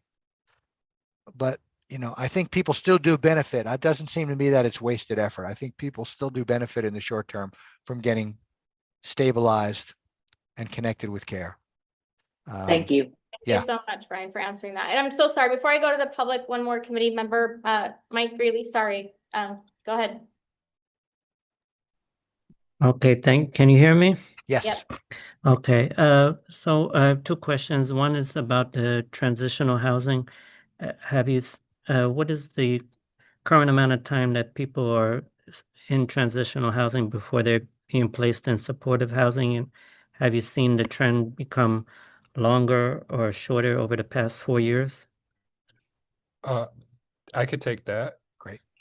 So first, people are not just placed in supportive housing, they're placed in all types of housing, including permanent housing, the same kind of housing you or I would live in. They have what we call city FEPS vouchers or FEPS vouchers or Section 8, which allows them, which pays a portion of their rent, and they pay up to 30% of their rent. So people are moving out of shelter constantly. In terms of length of stay, in the current year for single adults, it's 392 days. For adult families, it's 498 days. And for families with children, it's 354 days. Okay, thank you. And then also the 958 removals, is that just citywide, or did they do it by borough or community district or police precinct? Is there smaller data sets? We do break them down by borough. If you go to the voluntary removals dashboard, and again, I will put that link up, you will see it broken down by borough. Yes. But nothing smaller than borough level. I don't believe so. I don't. Okay. Yeah. Thank you. Sure thing. Thank you so much. I'm going to take it over to those of the public would like to speak. Charles, if you'd like to address anybody speaking today, and I just ask that we keep things as brief as possible and not repetitive. And Hello. Go ahead. Thank you. Can you hear me okay? Oh, good. Yes.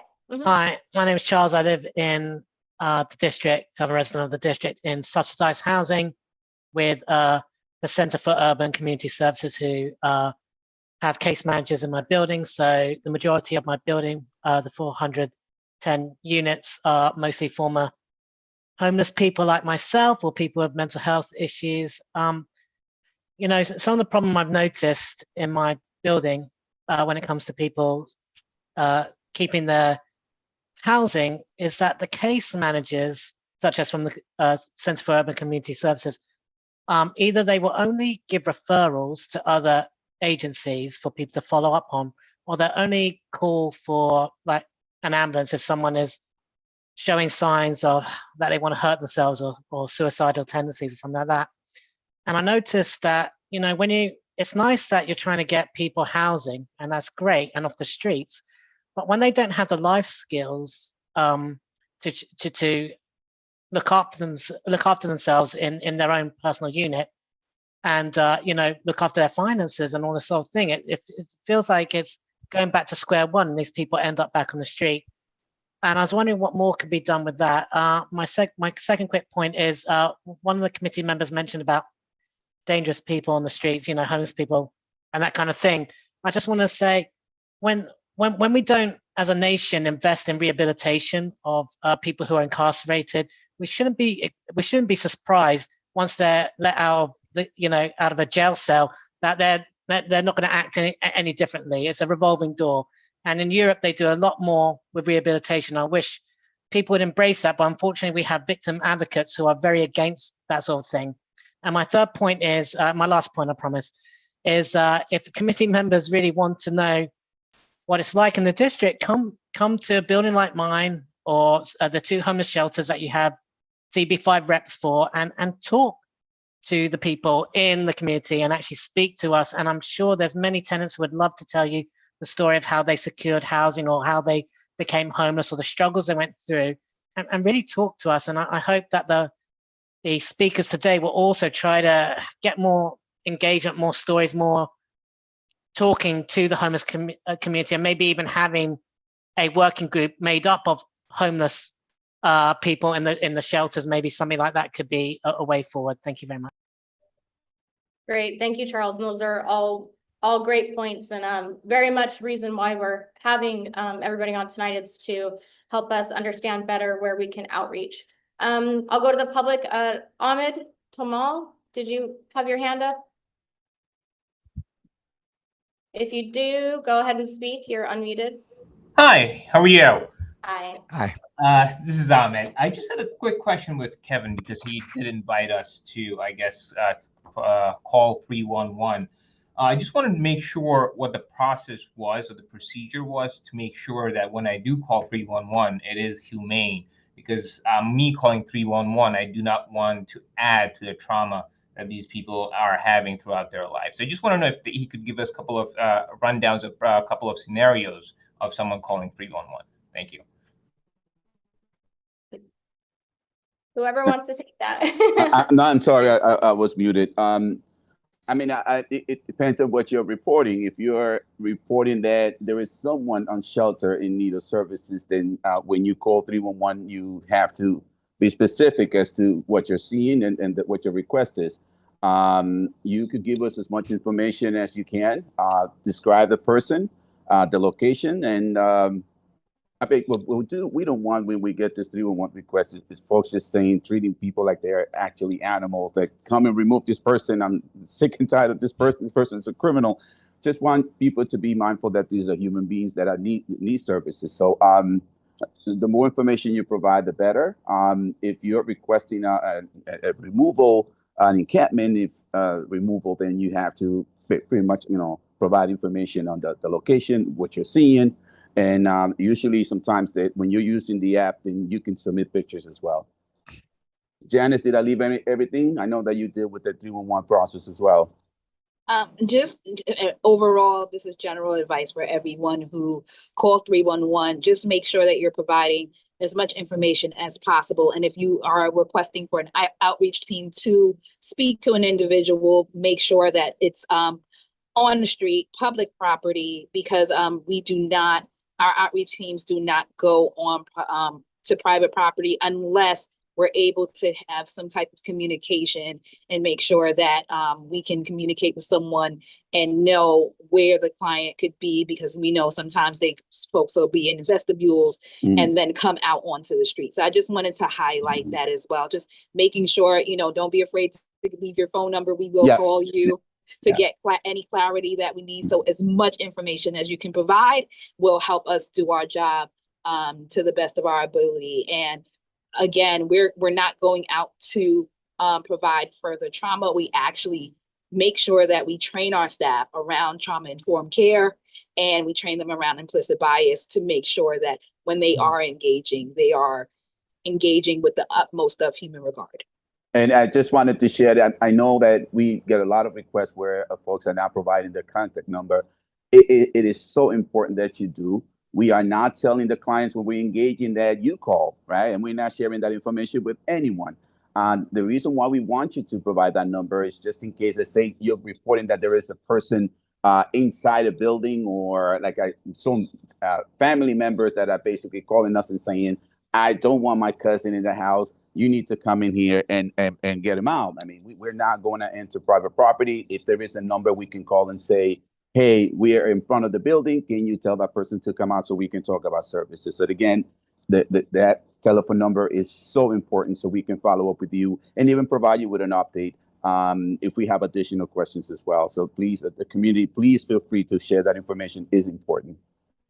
And Kevin, just sorry to add on to Ahmed's question. Can someone talk about the turnaround time from making a 311 call?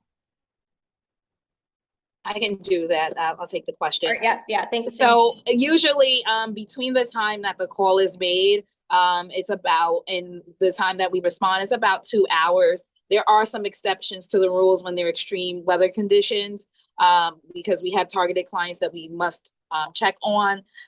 But within, 2 hours is the usual time. Okay, and I asked that because I feel like people might say, well, I'm not going to call because nothing's going to get done. So that's really good for us to know that there is a pretty quick turnaround time, so we can be more helpful. You call 311, you don't know if you don't know if anyone heard you. So that is great to know.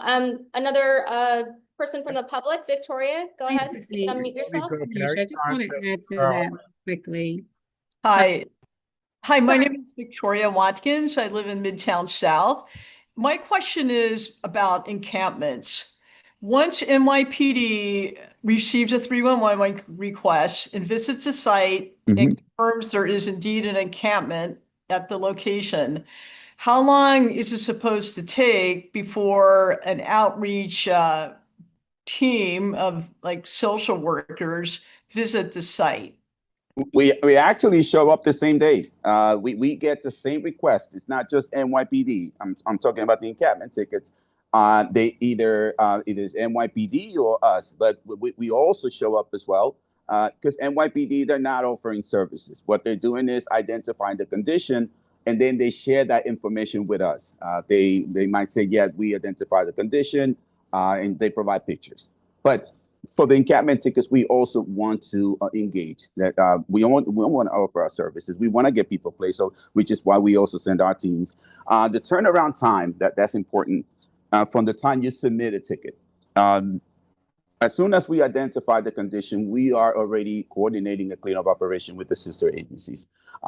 We do want to, I know usually the message we give responding when closing the tickets is that we identify the condition and we're following up. And what happens is that we get in multiple tickets for the same location. I'm not sure it's because community members feel that nothing's being done because they're seeing the encampment there the next day. As I indicated earlier, if the condition is not doesn't meet the criteria for an emergency cleanup, which we can do the same day if there is a safety concern, there is a whole process. We have to give 7 days from the time of the cleanup. So, like I said, we have to coordinate with the sister agencies. So what we're doing now moving forward, we are giving more information to the public.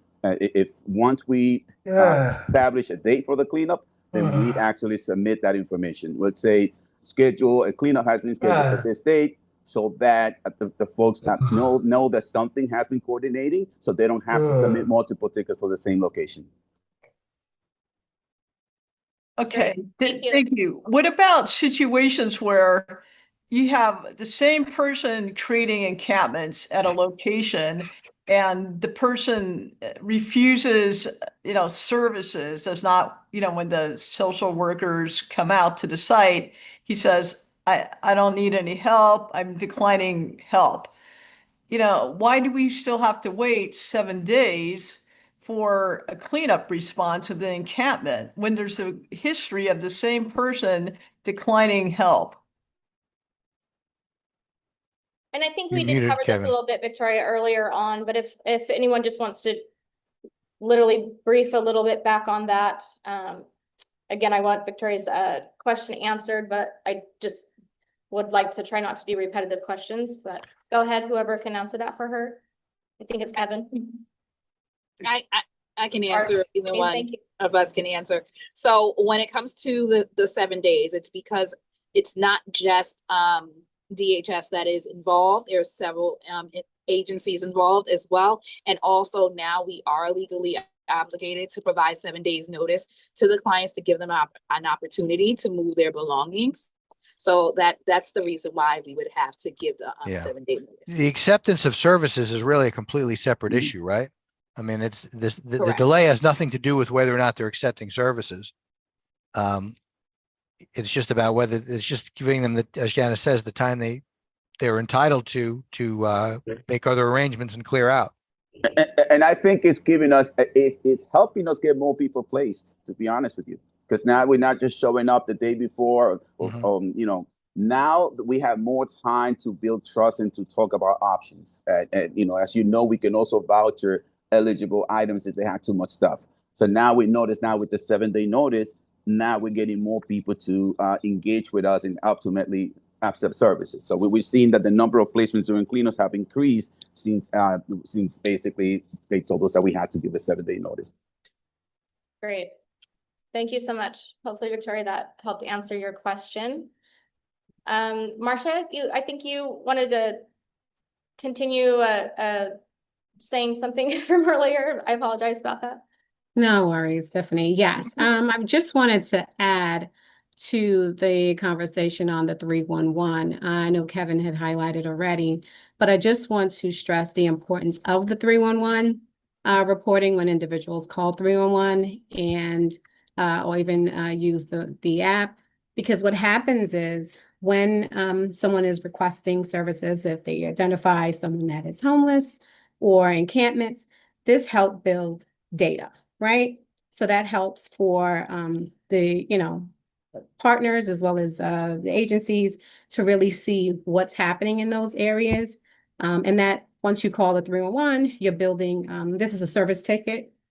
So that helps the communities to say, okay, X amount of times individuals were observed in this area or situations were observed in this area. And that shows in real time what that looks like data-wise. So I know a lot of individuals may feel a little apprehensive and calling 311 and sharing, but at least it helps the team and it does provide some data in general and what's happening in that area.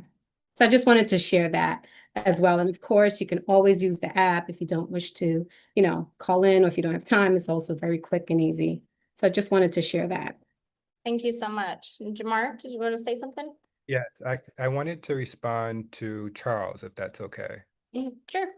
So, I think it's important to contextualize it, and thousands of people move out of shelter each year using city FEPS vouchers, using FEPS, using Section 8, or they exit to NYCHA, permanent housing. So once the individual exits shelter, they move into private housing or they move into public housing. They are a lease holder like you and I, or any of us who has a lease. So they, for the most part, people are able to maintain their tenancy using city FEPS vouchers, and they stay in the community once they exit shelter. So for the type of supports that you are talking about, we definitely agree with you. And so people are in shelter, they have financial management training, for example, they have, they're upskilled, they have help with their resume so they could find employment, so they could pay their rent going forward. So there are programs and services in shelter that are helping people maintain their residence once they move out of shelter. For people that have a deeper need, they are their supportive housing, which is they have case managers, which are providing support with life skills and maintaining their rent. So there are programs and services available, and there should be caseworkers working with individuals in your particular building. And if not, we should talk offline and see what we can do to get those people connected to the services that they need. Great. Thank you. And actually that's, hopefully we can get you back. That's speaking on affordable housing is kind of, we're trying to break up different topics so it's not so overwhelming in a sense of knowledge and how we can really help. So we actually have that on our agenda to speak about at our specific next meeting. So thank you, Jamar, for that. I appreciate it. Did anybody else from the committee have question, comment, or any of the panelists like to say anything else before we wrap it up? Raise your hand. Or speak now. Yeah. Really appreciate the engagement. It's been really great. And I'll say thank you so much. Like, this has been amazing. We really want to be a part of something. We all do this work because it matters. And we take a lot of time, and like we're so happy to have the dialogue. We hope to continue to have a dialogue, not just what is not working, but what is working, how we can advocate for our community. And that's what a community board is for. And having that information and the open dialogue will just be so much of an improvement, I believe. So again, I want to thank you guys for coming. If we reach out again, I'd love for you to come talk about it, because we have different components of this. City services and quality of life is this entire committee. And so this is a not a one-time thing, hopefully. And I thank you guys so much for being here. I know we spoke a long time. I know I made you miss the game. It's not over. It's 1-0 Yankees. I just looked. We're up. I looked too. I confess. Just go Yanks. Again, thank you everyone for being here tonight. Brian, Jamar, Janice, Kevin, Thank you. Marcia, thank you so much. Absolutely. Thank Anytime. you. Thanks, Thank everyone. Thank you all. Have a great evening. Take You care. too. You too. Tiffany, can you hear me? Can you hear my K-back now? Yep. Yeah, I hear you. Tiffany, I cannot find a button to raise my hand. Oh, So I I wanted apologize. to ask these people a question. I was going like this, but you didn't hear me. You didn't see me. I don't know where a button is to raise your hand here. That's why I come to the meetings in person. Yeah, I know. I'm so sorry. I didn't see your hand going up, and Is yeah. there anybody left who I can ask the question to? I'm looking online, and unfortunately, Mike, if you want to send me the Yeah. question, I'll make sure to forward it to them and get you an answer. Okay? yeah, absolutely. Sorry about that. I'll try to do a better job at seeing the hands. So with that, we'll go on to our agenda item number 2. And for those joining us, sorry for the wait. This other agenda item is another big component we're trying to help in our district. And they gave some great information, so I apologize for the lengthiness of it. For our agenda item number 2, we have with us from Central Park Conservatory, David Salsestone. I will say it wrong. I'm so sorry. Vice President in Government Relations of Policy and Community Affairs. I believe he's on. Yep, And, I'm here. oh, great. And then we have a representative from Local Union 100, Christina Hansen. And we are going to discuss the horse carriage industry and riders law. And just want to brief with you both just that we did speak a little bit about this at our last committee meeting. However, we felt that it was very important to have a little bit more input from different representations and different views from that. And so that's why we've asked for you both to be here tonight. And thank you for being here. David, if you'd like to introduce yourself and start, that'd be great. Great. Well, thank you, everybody, very much. I will try to be brief, but my name is David Saltonstall. I'm Vice President for Government Relations Policy and Community Affairs at the Central Park Conservancy. And we are here to talk about the Conservancy's recent decision to come out in favor of Riders Law. And Riders Law is a bill that is now before the City Council that over time would phase out horse carriages in Central Park. I recognize that there's probably some question about like why now on the part of the Conservancy. Like horses have been a part of our city and our park for, since there was a city and since there was a park. So let me try and address that forthrightly if I could. I think maybe at the top, I just want to stipulate that like the park is more crowded than it really ever has been. Ever since COVID, like we've really seen a surge in visitation.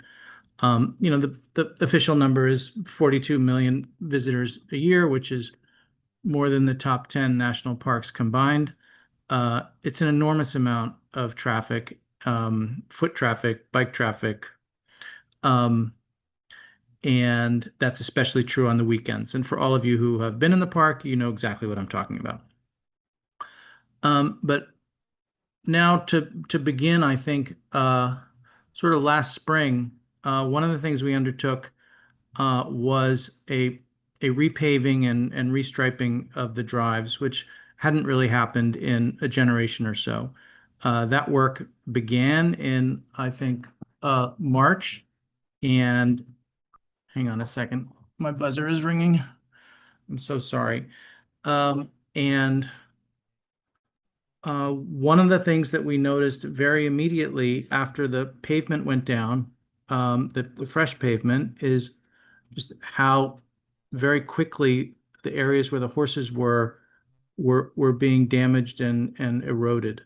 In many parts along the drives today, the striping that went down in June or July is already gone. And you never really noticed it before because the drives were already very degraded and old and sort of potholed, and you hadn't really seen it before. But we noticed that. And then shortly thereafter, there were a couple of very disturbing incidents in May where some horses broke away from their handlers and ran through the park unescorted. In one case, somebody had their wrist broken trying to wrangle one of the horses. And it really sort of crystallized for us, some of the public safety concerns that we have. The park is very crowded. These are animals that do spook sometimes. It's rare, but when it does happen, it's kind of scary. And we noticed that. And, and then just for a really long time, we've had trouble convincing the horse carriage owners to clean up after themselves. I think anybody who is in the park sees a fair amount of horse manure on any given day. This is something that's gone on for years. TWU, to their great credit, does hire people to clean up that mess when it happens. But obviously not everything gets taken care of.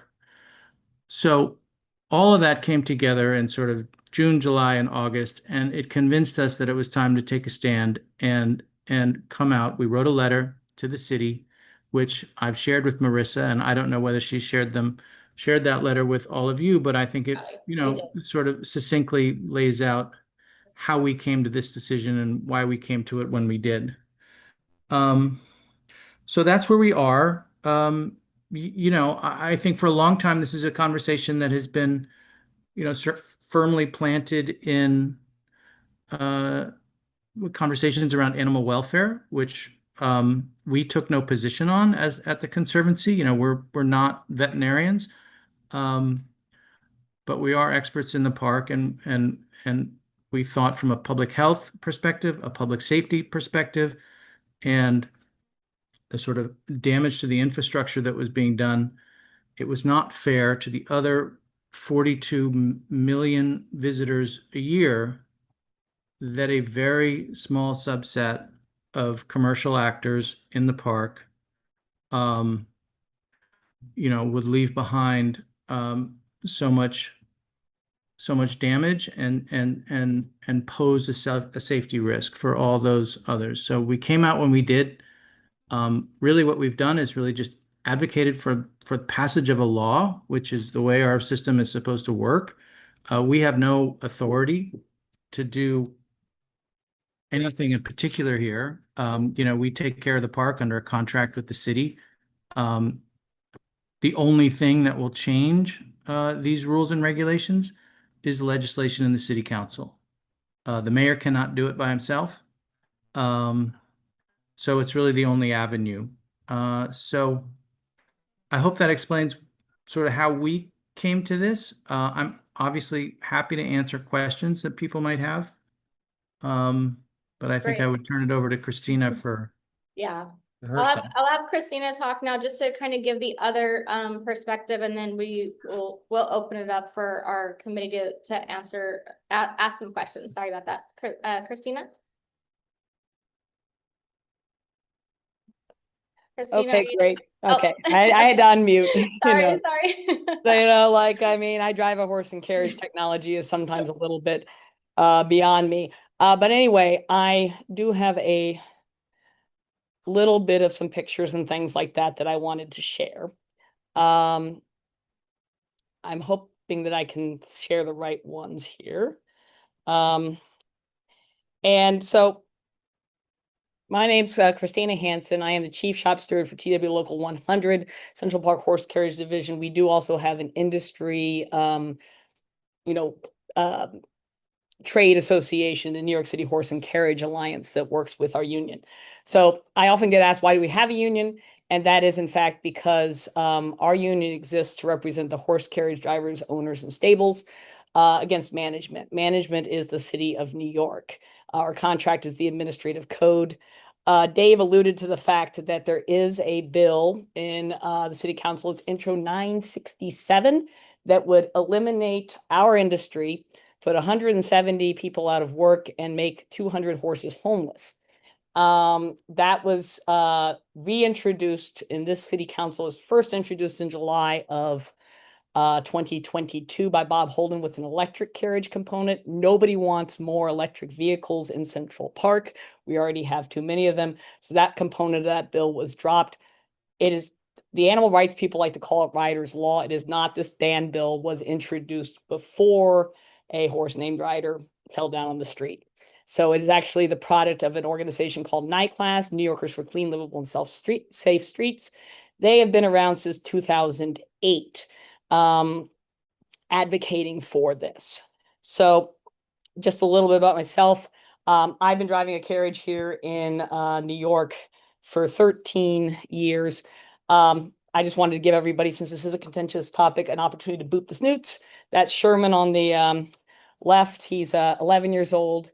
He's been here for 3 years, and Oreo is 19. He's been here for 14 years. I work with them. Our horses live over in Hell's Kitchen. We have 3 stables for the carriage horses over off 11th Avenue on the west side. They're all between a mile and a half from the park. There's also a stable for the police horses over there. And of course, Central Park has 2 of the park ranger horses that live by the zoo. Now, Central Park was designed to be seen from the back of the carriage. Frederick Law Olmsted, when he designed the park in 1857, the park drives were the main aspect for which the park was to be seen. The park vistas, the landscape, was supposed to unfold slowly as carriages moved around the curving drives. And those carriages moving on the park drives were there to beautify the landscape, to animate the landscape, so that people who were walking through the park, who weren't so lucky as to have a view of the park from a carriage, could at least see the horses moving through the landscape, and it would make everything more beautiful. This is, of course, described in the 1974 landmark designation of the park, which came along before there was a conservancy. We have 68 carriage medallions. They have medallions like taxis. There's been 68 since the end of World War II. That's how many are designated by law. And those horses have been moving on those park drives, wearing the same kind of horseshoes on the same asphalt since then. So we actually have been giving rides in the park since the day the park opened. Horse-drawn cabs have been licensed by the city since 1692. Our rates have been set since 1813. And we existed from day one in the park to be that democratic part of the park, to show people the park the way it was meant to be seen. Not just the rich folks who had their own horses and carriages. We were public cabs, so that anybody could experience this work of art. The last time I think I talked to Community Board 5 was in 2018-19 as a result of a rule change that basically demolished our historic stands on Grand Army Plaza and Central Park South and moved us inside the park. De Blasio did this as an administrative thing. I have a nice postcard here showing us on what we call the 5 line on Grand Army Plaza back mid-century. This is the copy of the rules from the Department of Transportation as to where we are now designated and allowed to park. De Blasio wanted, as he famously said he was going to get rid of us on day one of his mayoralty. He is no longer the mayor. Eric Adams will soon no longer be the mayor of New York.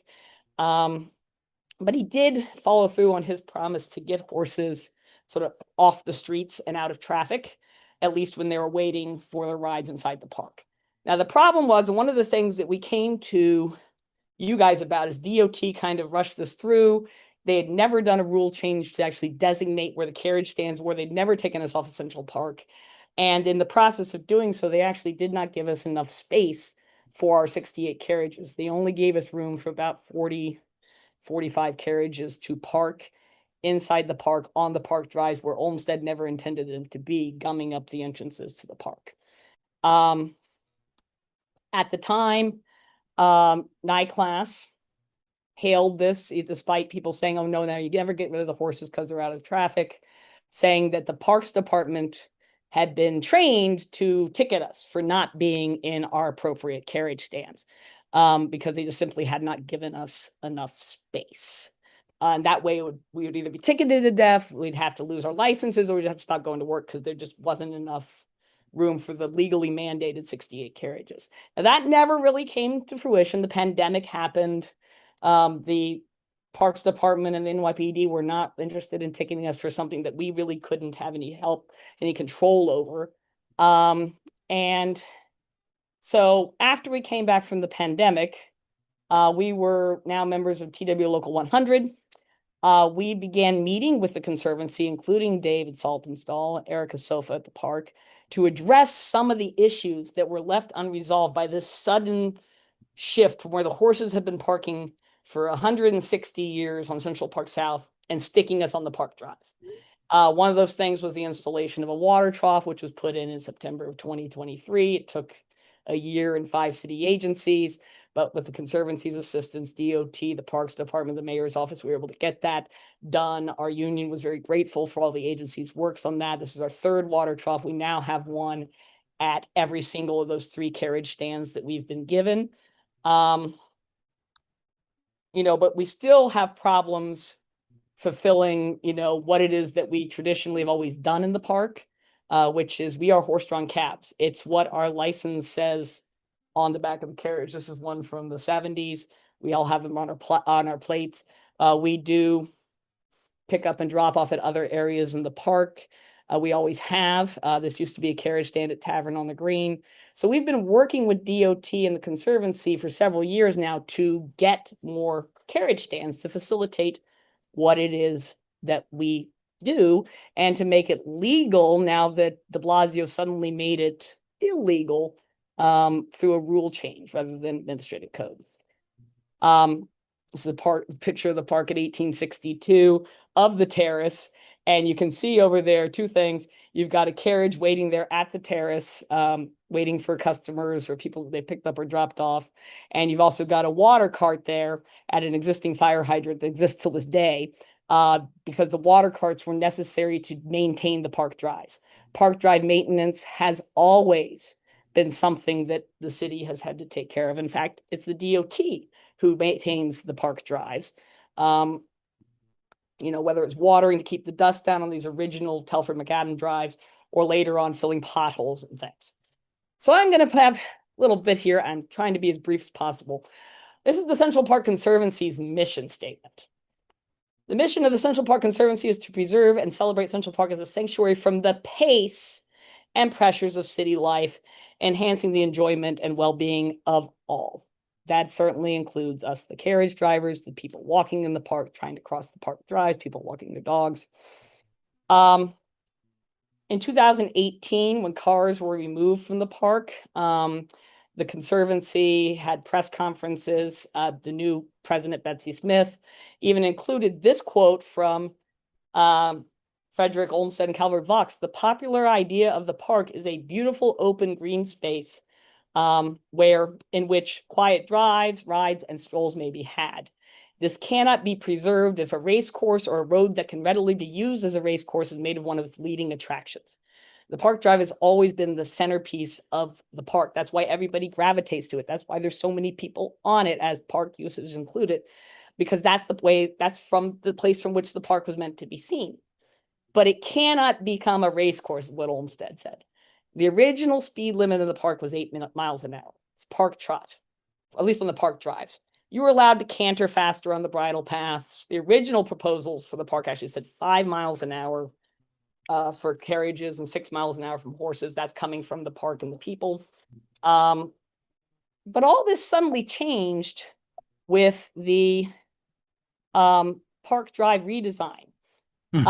Cars were removed, and in 2023, the Parks Department, the mayor's office, and the Conservancy started thinking about there being mobility devices, electric vehicles at the park. We'd gotten rid of motorized vehicles, but now we're letting them in.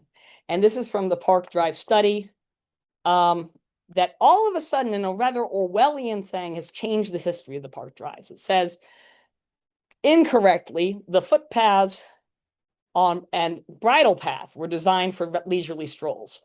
The transverse roads eliminate crosstown trucks and cars to the parks, while the drives were always intended to accommodate those looking to move swiftly through the park, balancing both speed and serenity.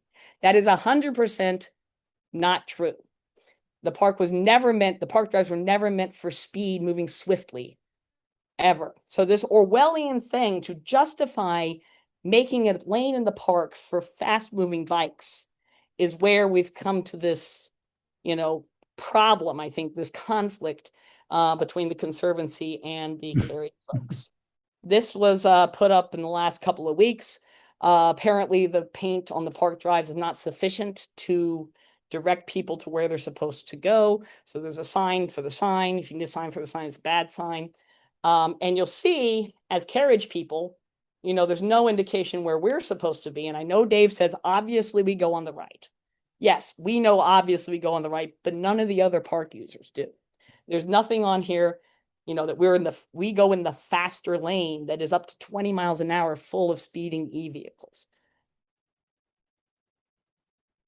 Dave talks about the park drives, here I am, here's DOT filling potholes on the drive in 2017. Up at the top, notice the bicycles riding all over the footpaths. There they are putting down tar on the Telford Macadam in the 1890s. This is when they paved the Park Drive, the center drive. They milled it and paved it in December of 2021. So for the Conservancy to say they had no idea that the horses' horseshoes tear up the park drives is just disingenuous at the very best. I know Dave started at the Conservancy in late 2021, early 2022, but this was done that Christmas to repave the more worn areas of the park. So there are solutions to dealing with the wear and tear on the park drives. We've also talked with the Conservancy and the Parks Department since 2007 for things like hitching posts. When we moved into the park, one of the things we raised back all the way back in 2018-19 was that we were being moved off of the park, off of Central Park South and into the park where there just simply wasn't the street furniture that we used to have to tie our horses to secure them when we need to go to the restroom, we need to get something out of the back of the carriage to put up a roof. And that was something that we raised the concerns about, and we continue to raise the concerns about, but there's been no movement on that. We've actually asked for pitching posts since 2007. Lobbying. This is a Central Park Conservancy's lobbying records. This is from 2022. And they didn't do anything except at the very end of 2022, they went and lobbied the chair of the Parks Commission on Intro 573, which was that bill to ban horse carriages. So I've talked to several city council members and elected officials that this is something that has been in the works for a couple of years now. The idea that this suddenly just sort of happened in light of recent events. It certainly seems to us that this park design, the redesign, has made it so that there is no more room for horses on the park drives. We met as soon as we heard there was going to be a park drive study. The industry, our union, met with the Conservancy and said, well, we are a special group. We've been using the park drives the whole time. We're the ones that it was built for. We've shared it for decades with first bicycles, then rollerbladers, then e-bikes, with cars for 119 years. But we need to be accommodated, and we'd like to have a lot of input on that. Like some of our input would be to reduce the speed limit in the park back to the original 8 miles an hour or 10 miles an hour. To have shared street signs saying when people enter the area where the horses are and they're coming in and out of the stands and kids are running across the street wanting to pet the horses and pedestrians are walking over to check the prices, to indicate to people this is a shared zone. You've got rental bikes coming in, they're stopping on the park drive to give directions, that these high-speed e-vehicles that go 20, 25, 30 miles an hour need to slow down. And every time we asked for that, we were told it couldn't happen. So that's what I see as being the quality of life issue here, is it's really about the park drives themselves. The amount of traffic on there. In that 2018 press release, the Conservancy talked about how much they were proud of how they'd reduced traffic in the park over the decades they've been around since 1980. But since then, we've just had a free-for-all of every kind of new fad of a vehicle to come in and be allowed to go 20 miles an hour at the speed limit or even faster.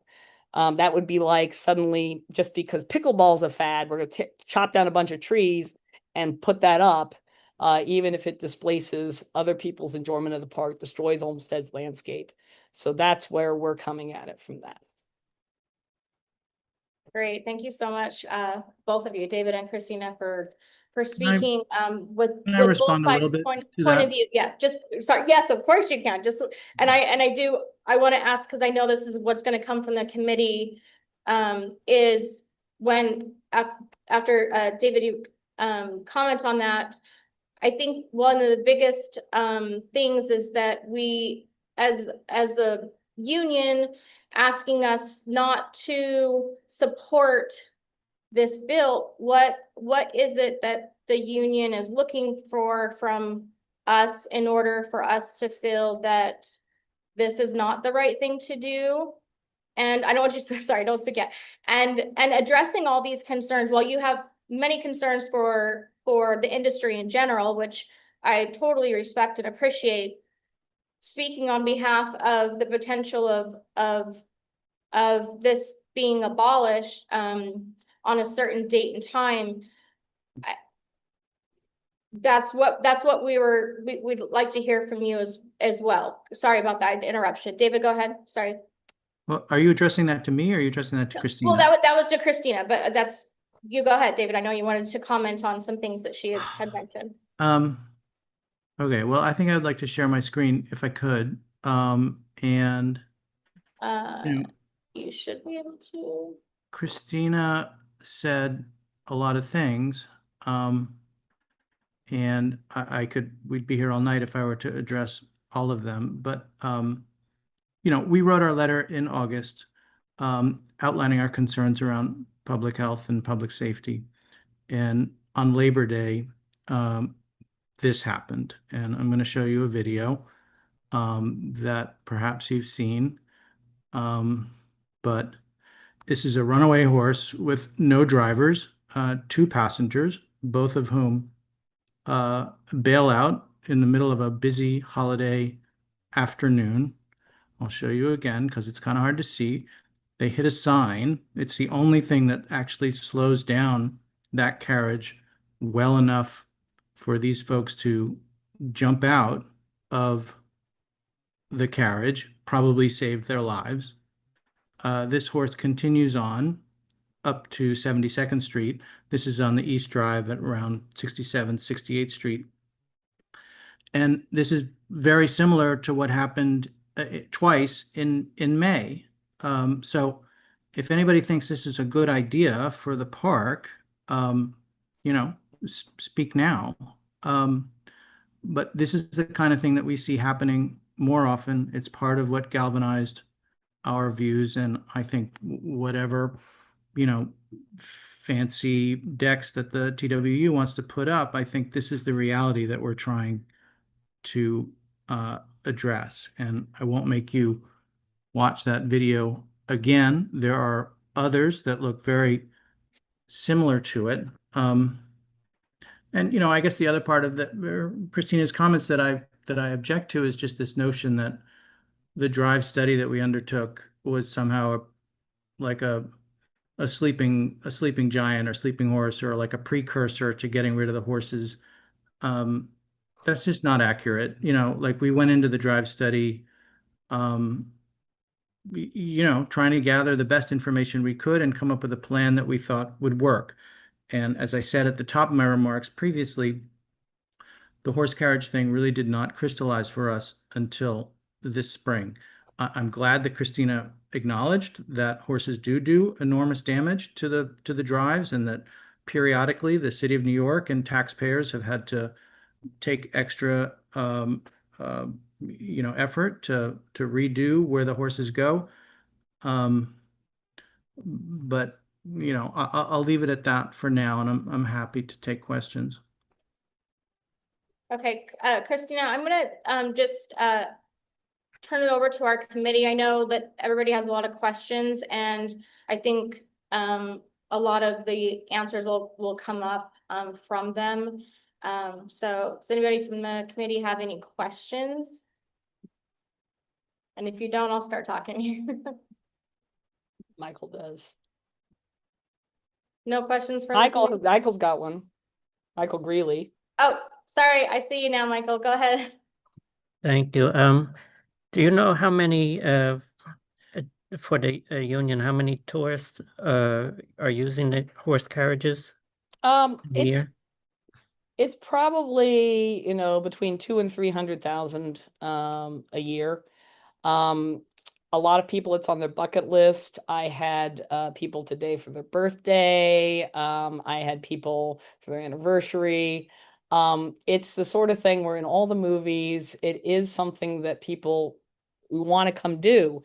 I mean, we're iconic, and we also do get locals who come and, bring their kids, because, bring their grandkids, come at Christmas time.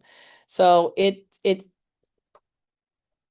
and we provide the ambiance of the park. We make the park more beautiful with the horses moving through it. People come by, they pet the horses, whether or not they're going on a carriage drive. They talk to us, for, Broadway recommendations. We're tour guides. I'm a licensed tour guide. We're New Yorkers. It's, so we definitely feel like we add a lot to the park, not just for tourism, which is the second biggest industry in New York City after Wall Street, but also for the locals as well. Can I just say, if 300,000 is the number, that's 0.7% of 1% of the 42 million people who use the park every year, less than 1%. And I think they are asking for their own separate lane and their own separate, pavement and recurring pavement, and we should restripe every few months because they wear away the stripes. I think at a certain point you have to balance an industry, a private industry, against the needs of actual New Yorkers who use the park every day. And in terms of the jobs, I don't want to belittle the fact that there will be a loss of jobs here. I understand that, assuming this law passes, which seems far from clear to me at this moment. Yeah.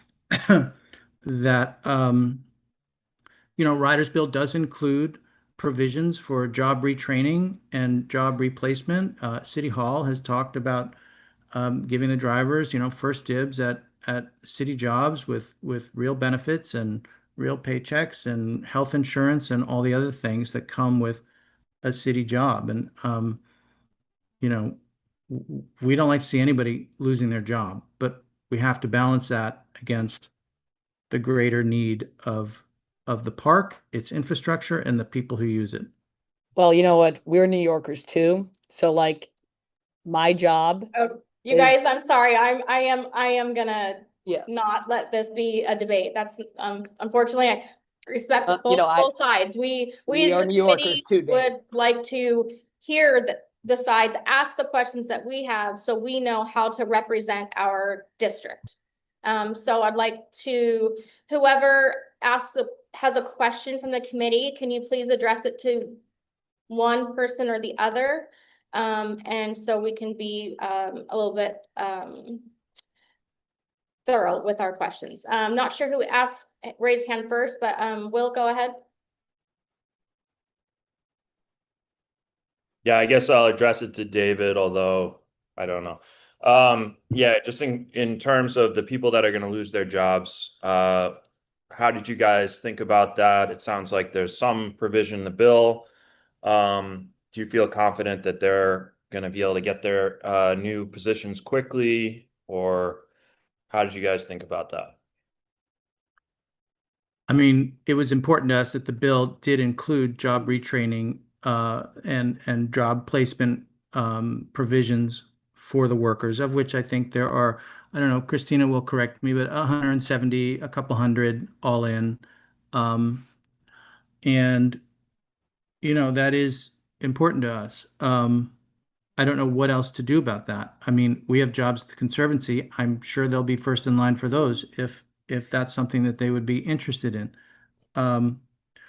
I think another provision that is being talked about, you know, in City Hall is a buyout of the medallions, which are worth money. There's a conversation about how much they are, whether they're 60,000 or 80,000 or 100,000.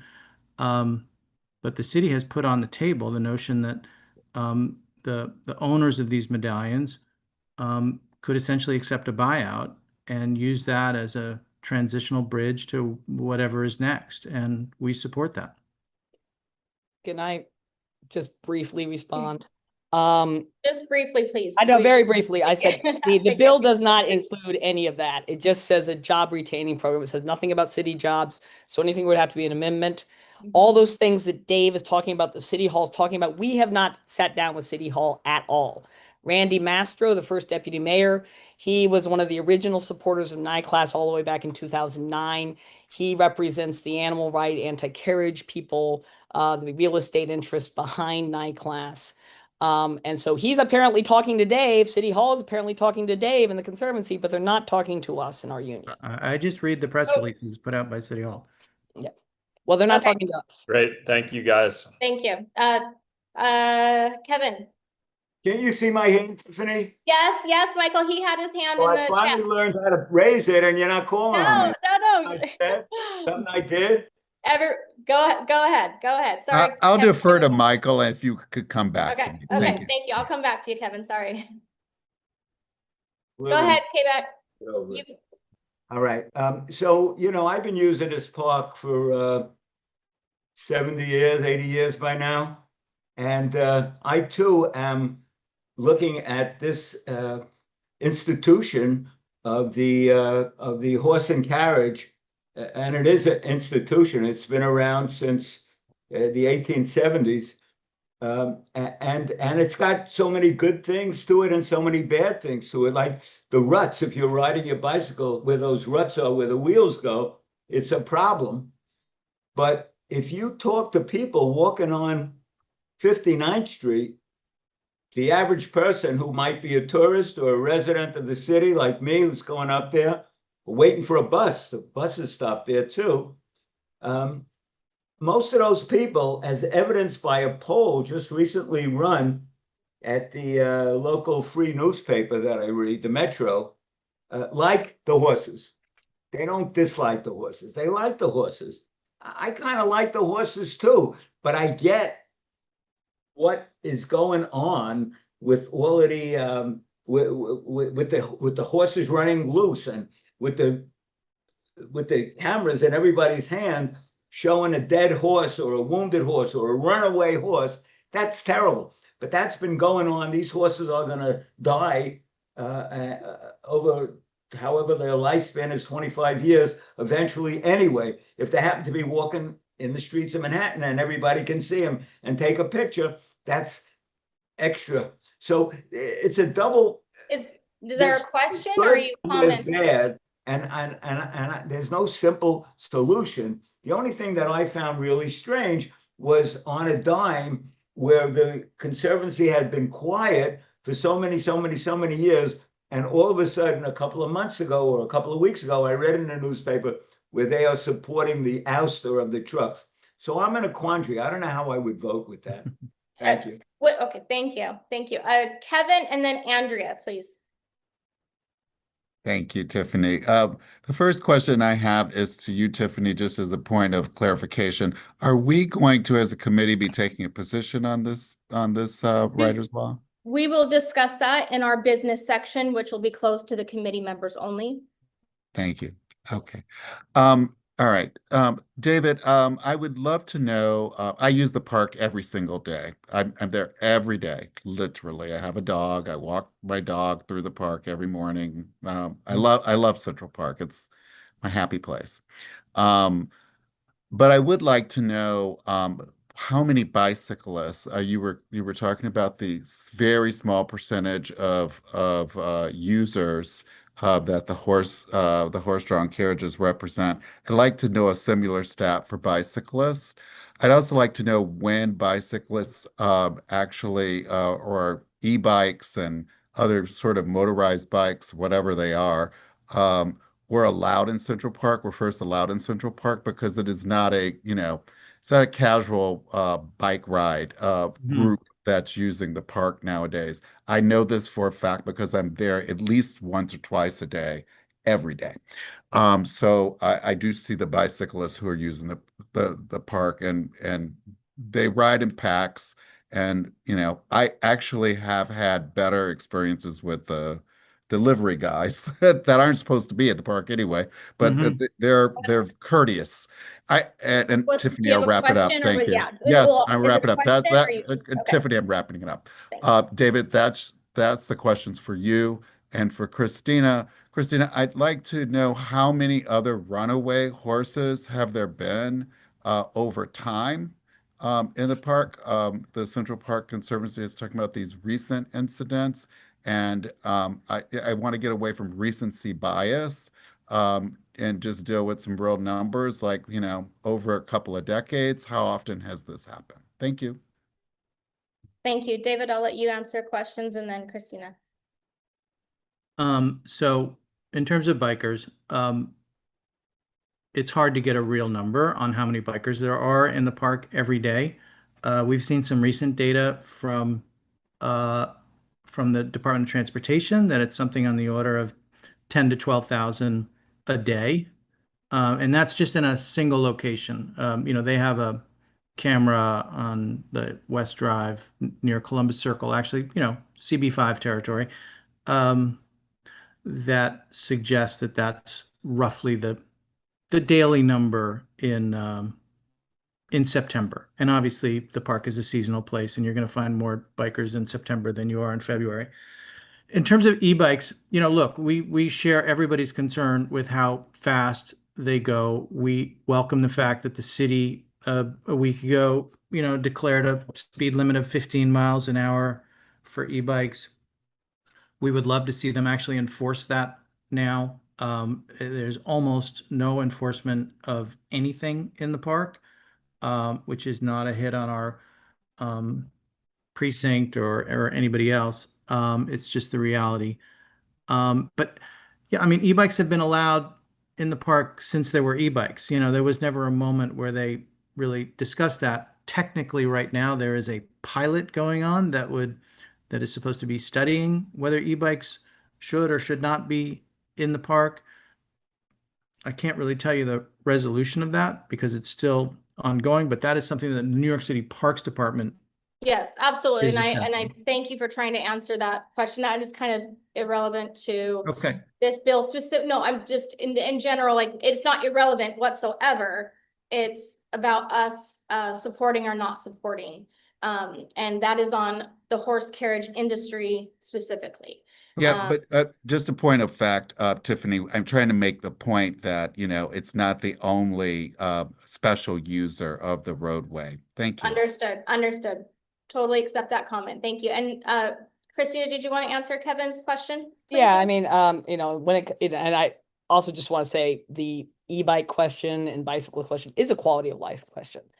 In terms of like runaway horses, we had an unusual spate of that this year.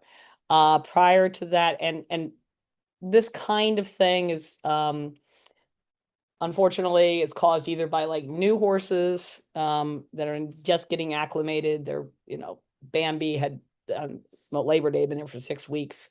And there was a Parks Department garbage truck that was very loud and unusually so. And I'm actually pleased the Parks Department has started driving more carefully than they were for a while since that incident.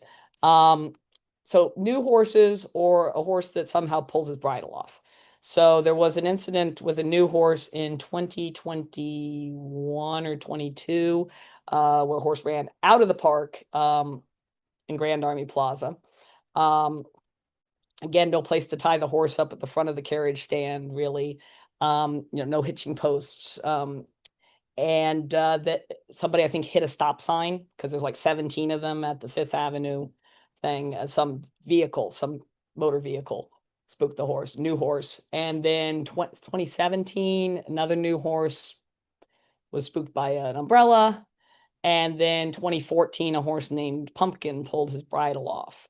And in all of those cases, there were no significant injuries of any kind.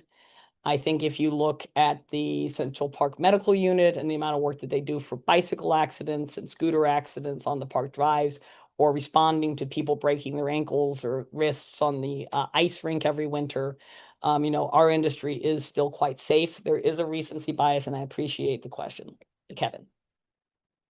Did that answer your question, Kevin, based on what we're Yes. discussing? Okay, great. And I'm having a hard time seeing everybody's hands. So just unmute yourself and start talking, and I'll call on you as I see you. I think there's some more people from the committee that has questions. And the public, if you're there, you can start raising your hand as well, if you have any questions. Okay, do you mind? I have a question. Yeah, Christina, I do have a question about so for the horses, is there any like qualifying process when the horse gets selected to be a carriage horse?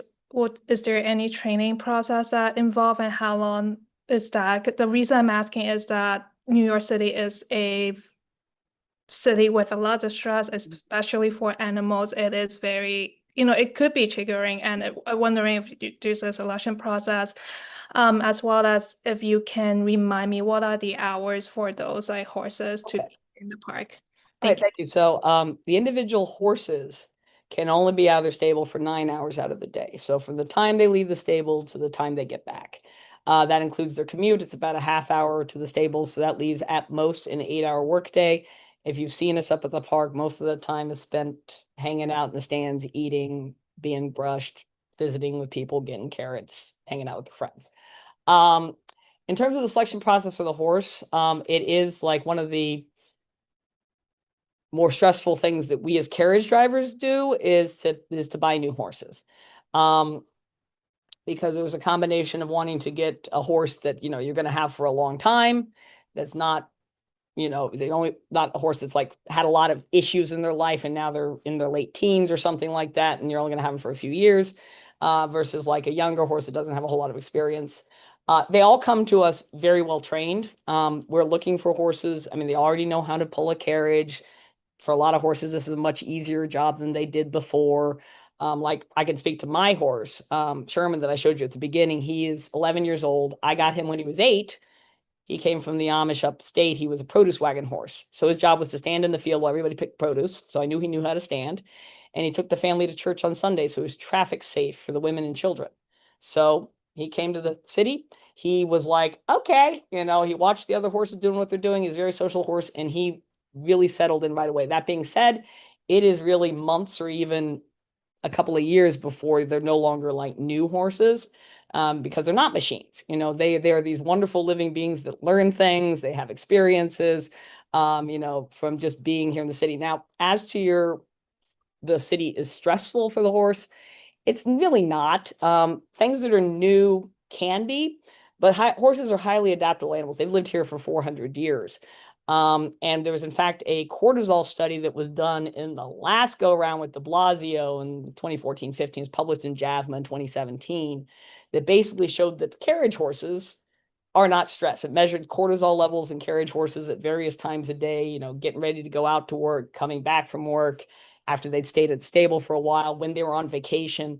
And it actually showed that the horses were more stressed going on their city mandated vacations, which was a change from their routine, to go out to the country and run around in the field someplace. So that part of it. Now, so that's basically, I hope that answers your question. Judith? You didn't unmute yourself. Hi, Hi. thank you very much. I have a question.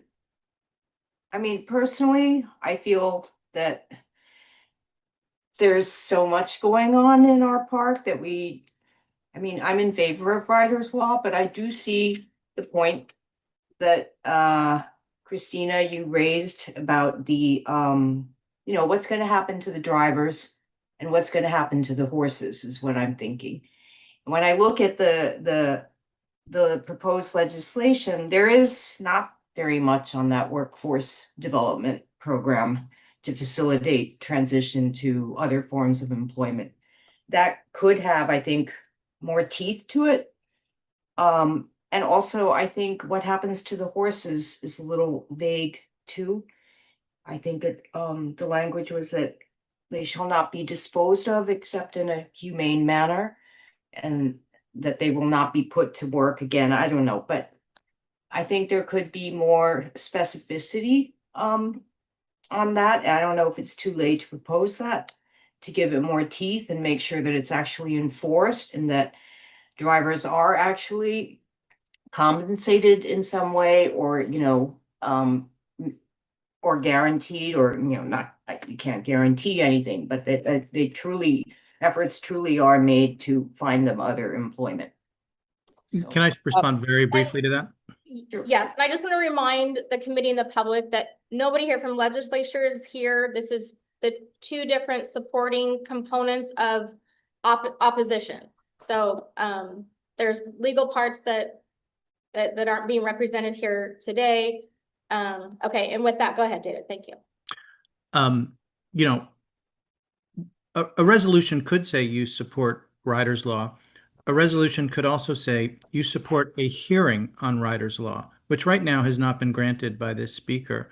And one of the great advantages of having a hearing is this is where details like the previous speaker get worked out. And if people want to see something stronger about job placement, that's a place to do it. If they want to be more assured that horses are going to be well cared for after they leave the city, that's the place to do that. But right now, the situation in the council is that the speaker is not allowing a hearing.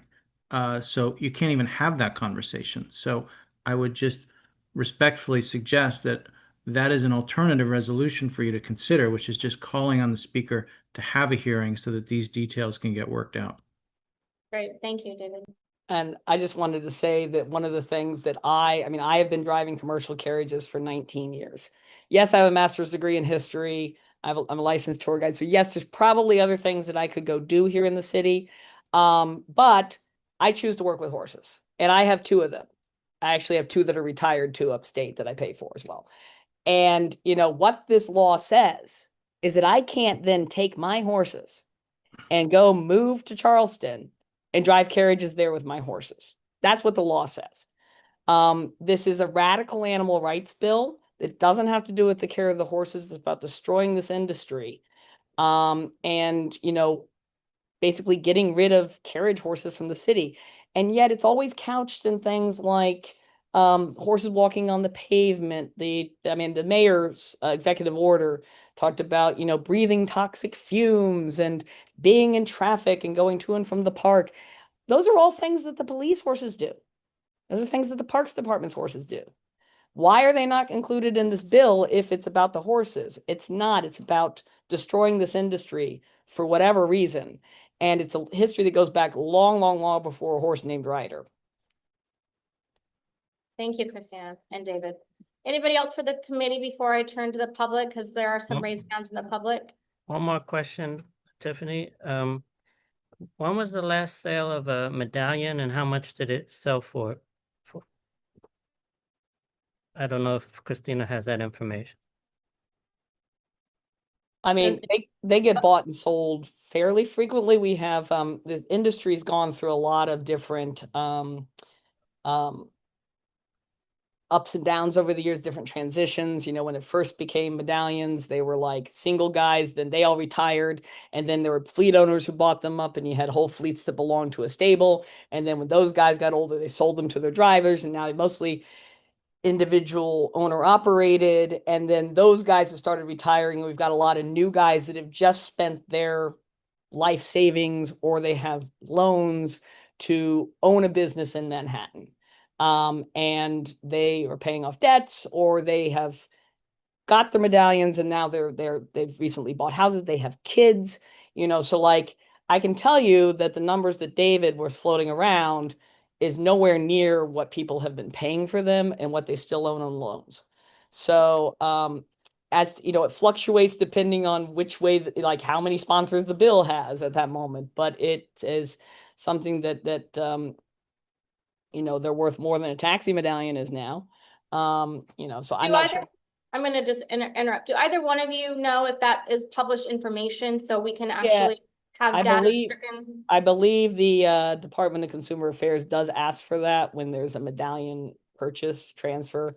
So I don't know what the latest ones have been put down for. But there is published if we do want specifics. Okay. Okay, great. I haven't seen it if it exists. Okay. Anybody else from the committee? Okay, I'm going to turn it over to the public for question and comments.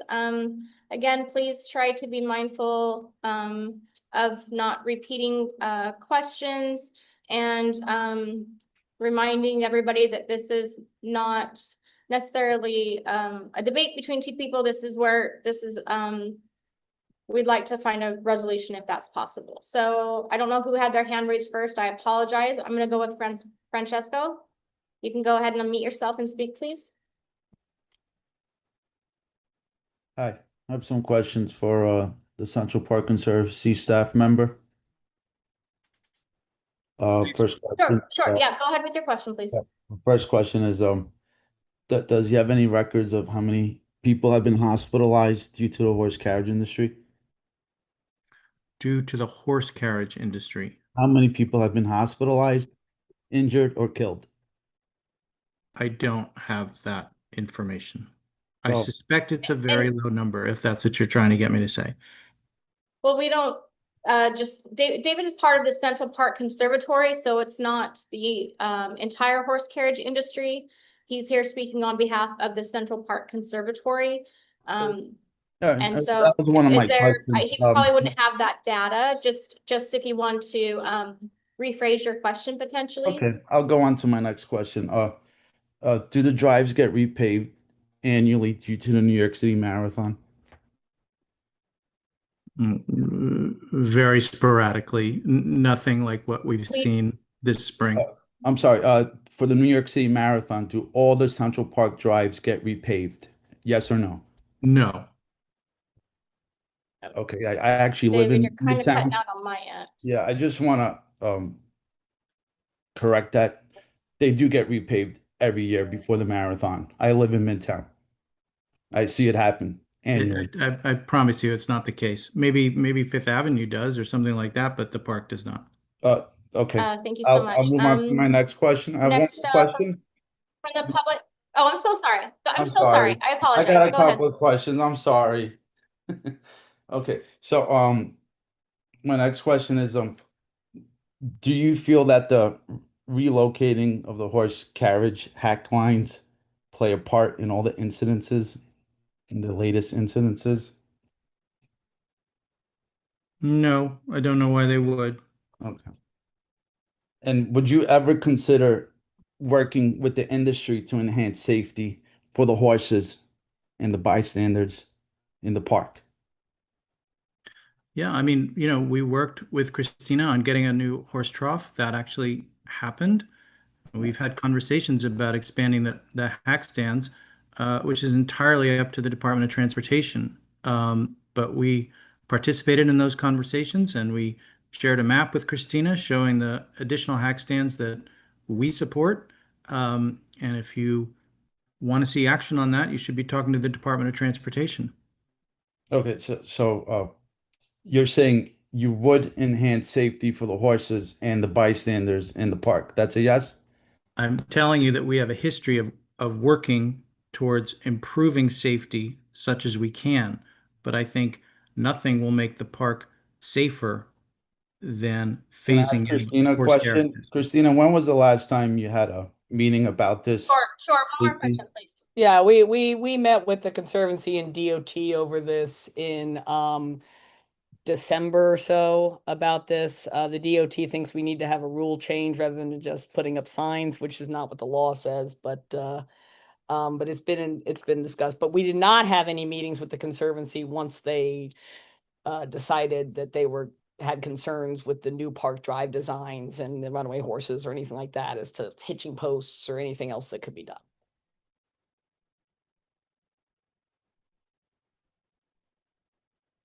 Okay, I think we got all this question. Adita, if you can unmute yourself, you'll be permitted to speak. Hi Go there. ahead. Hi there. Thank you, everyone. I'm actually the executive director of NY Class, and we are an animal protection group. We are working on passing FLACO's laws to protect birds and urban wildlife, improving shelters, and we've long been advocating for the better treatment of the carriage horses. We passed legislation to improve the heat regulations, which the carriage industry unfortunately fought that. And I think it was Angela from the committee who brought up the fact of, what happens to these horses. Our organization and others have rescued carriage horses that were sent to slaughter by these owners like Christina, unfortunately. There's no kind of retirement plan for these horses. Many of them are in such poor states of neglect due to years of lack of veterinary care and the hard pounding the pavement with their legs and feet that they end up sent to slaughter. And that's why the only way to save these horses is by passing rider's law, because we have a network of literally hundreds of horse rescues and sanctuaries lined up to take all of these horses. In fact, many of you might know the Dodo. It's kind of like a heartwarming site that does videos on animals. Well, they just had a video on the stories of the horse carriages, including a horse named Chance that we rescued from slaughter. This video went viral with 15 million views. But I just want to say that it breaks our heart what these horses go through. Many of the horses you'll see on the streets are senior horses like Ryder, who was 26 years old. His age had been forged to say he was 13. This was a horse riddled with cancer, everything wrong with him. They threw him on the street, essentially worked him to death, unfortunately. Many of the horses you'll see have pre-existing injuries, lameness, hoof problems, and they are just worked and worked and worked until their bodies wear out. But in particular, the public safety risks. Horses are prey animals, right? So what does that mean? They evolved to run from danger. They have a highly developed flight drive.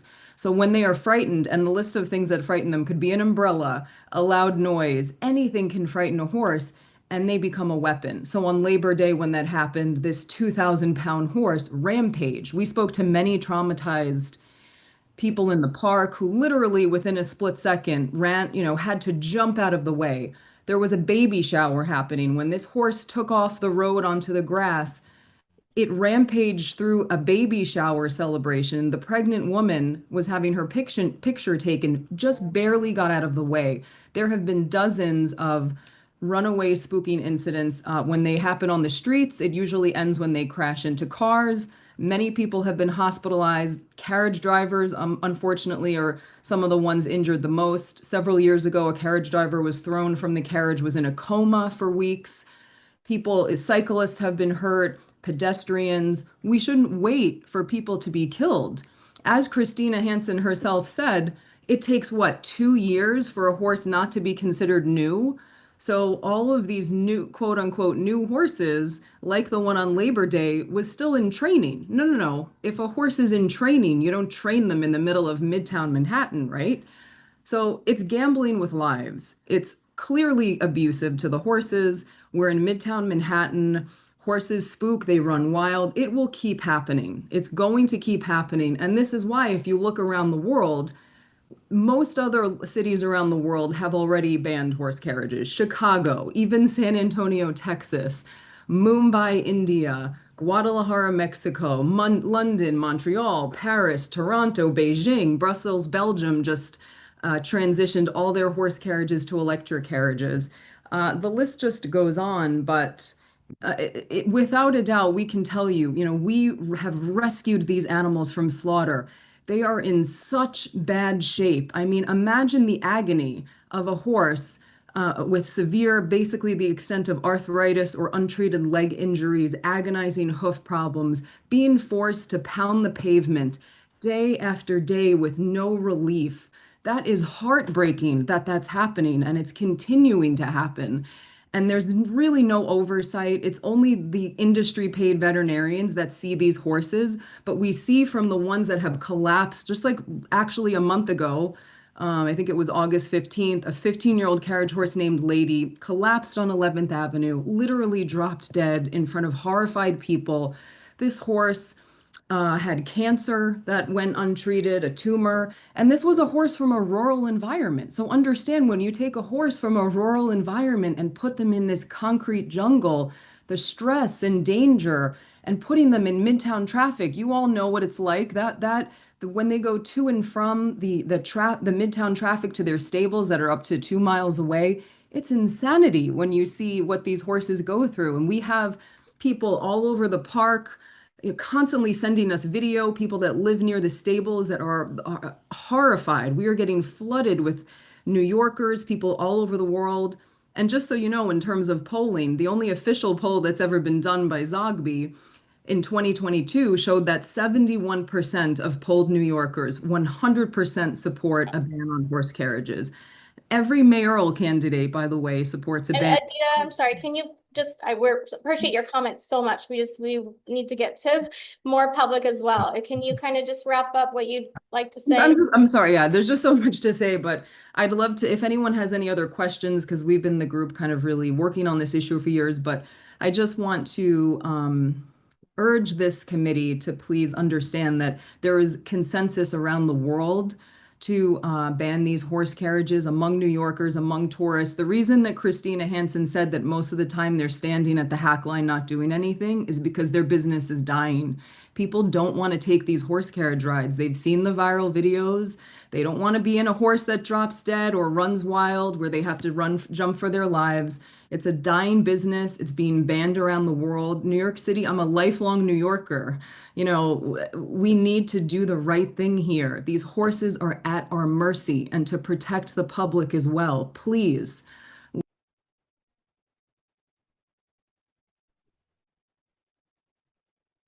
I don't even know where to start. We don't have time.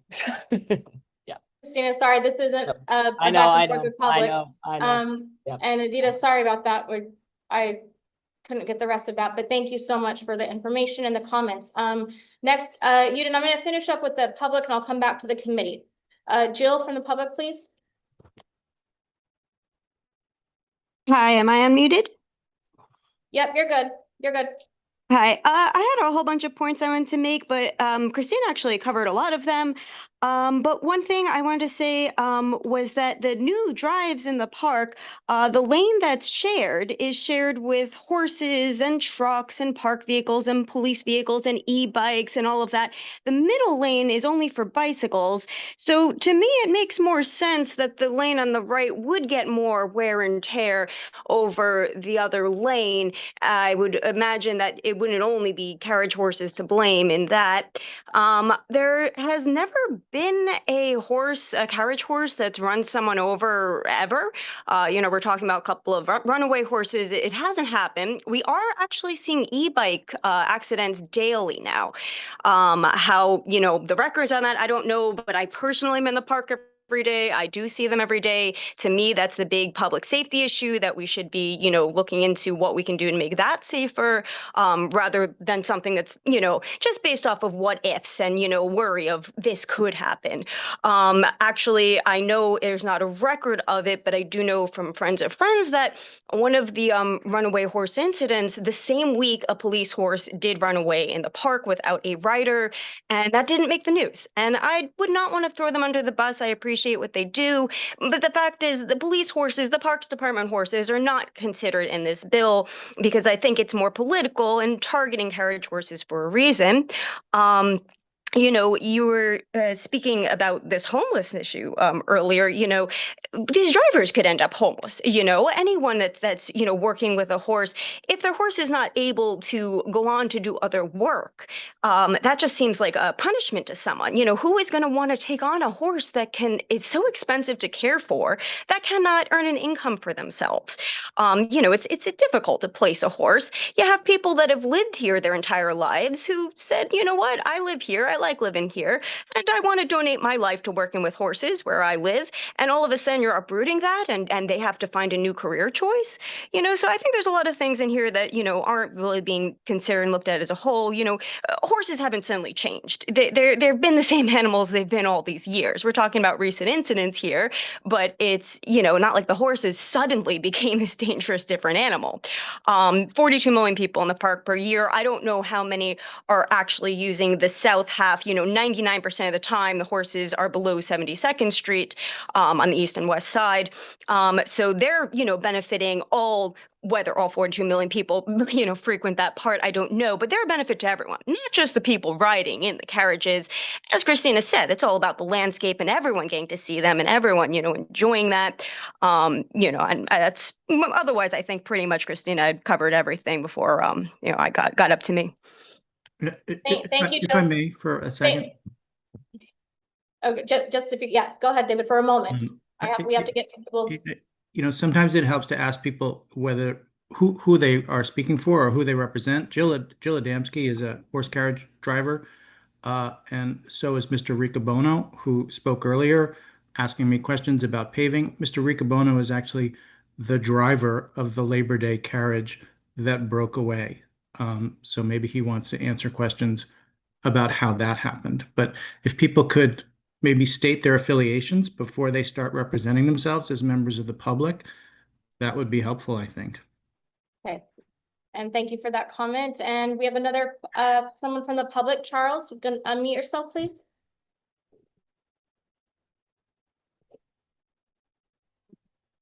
Charles? Are you still there? I think he needs to unmute. Charles, can you unmute yourself if you still have a question, or else I'm going to go back to the committee. Okay, I'll try to circle back to you. Okay, I see another hand from the public. Ahmet, if you want to go ahead, and we're gonna try to wrap up the public comments so we can get back to some questions from the committee, please. Ahmet, go ahead and unmute yourself. Hello. Yes, we hear you. Go ahead, please. Hi, I'm the horse carriage driver, Central Park from 2003. And Central Park trying to ban us over here. But I just want to say something, my history. I'm from Turkey. I came this country, United States, 2001. I went to college in Turkey, veterinarian. I grew up the farm in my family. I take care of all animals all my life. And then when I come to New York and I find this job, this horses carriage over here is beautiful. It's lovely. I see them, they are very well cared. I see many different locations. There's all animals or horse carriages. This is how they take care of the horses. And then I never saw all this other place never take care of the horses like in Central Park over here. I'm driving a horse carriage is like more than 20 years Central Park.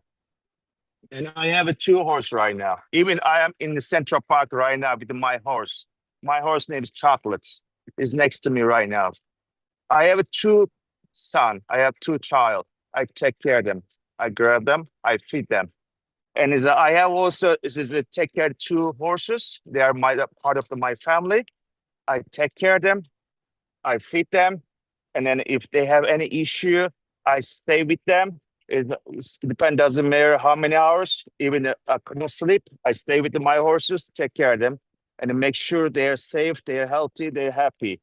And I couldn't understand how now Central Park is complaining about us over here, and they saying is it clean? There's a paint in the floor in the street.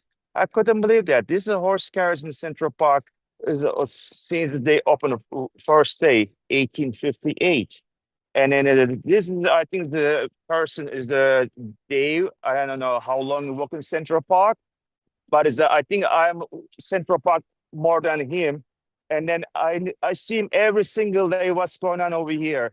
And they used to have the only one small bike lane in the park and a 2 lane for the cars and traffic. And now they put a 2 big lane, and it's for the bicycle. And it's nothing, any line for the special for horses, for vehicle, or is it an ambulance, for is it a police department cars, is it pedicab, all this kind of stuff. They put it on 1 lane, and is now people they rent a bicycle. Even Central Park Conservative, they rented space for corner the Columbus Circle. They make money with it. They rent the bicycle from the public. Another one, a Fifth Avenue, and also they have a lot of shop around there, Central Park South, is that they rent the bicycle, the people. They have no regulating. They have no Can you rule. kind of wrap up your comment you'd like to make, please? Sure, because they rent it. It's a lot of bicycle every day. Even if people doesn't know how to drive. Even like 5 years old kids, they rent it. They send them out in the street. And then they go everywhere. They don't know where they're gonna go. They stop right in the middle of traffic. They look around there. They look at the map. They make it. It's more dangerous than everybody's. Even police get some where they're gonna go. Is emergency call? He couldn't go there because this street is so dangerous because all bikes everywhere. Please, And please, it's Emmett, please Yeah, wrap sure. up. Thank you. And also is the electric e-bike. I couldn't believe that how much they go fast. I couldn't believe it. Even I just stopped red light, and then I see like the 10 of them already passed. Is a red light. They don't stop them. Even people scared to just walk into crosswalk. People as a pedestrian couldn't walk across road. They have the green line, but they couldn't do that because Emmett, I'm sorry, we're talking about e-bikes now, and we appreciate your comments, but we do have to move on to the next public, and then I will be closing it for the business section. Charles, are you there? Because I'll let you speak since we tried earlier, and then I'm going back to the committee. Yeah, sorry. Can you hear me now? Yeah. Can you hear me? Okay. Oh, thank you. My question is for Christina. We heard a lot about the horseshoes making impact on the drive. Is it possible in other European cities like Vienna in Austria and Krakow in Poland, their horse carriages actually use their horses don't use metal horseshoes. They actually use polyurethane or rubber ones, sometimes plastic ones or composite ones, and even in some cases, some horses can actually use rubber boots instead of metal horseshoes.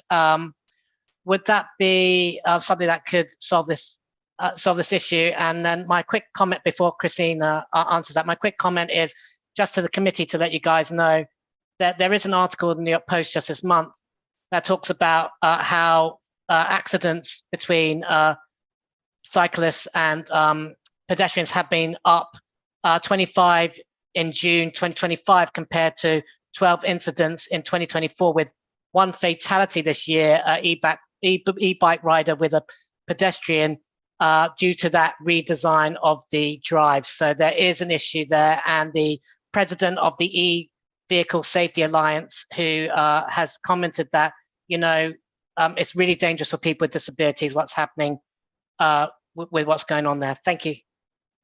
Thank you, Charles. I'll let that question be answered, and then go to the committee. So that there's ways to mitigate all of the issues the Conservancy has raised that aren't a ban. There are different kinds of horseshoes. We use the same kinds of horseshoes that the police horses use and the Parks Department horses use. They're the most efficient, the most effective. It's not to say that we couldn't consider some of the new polyurethane things.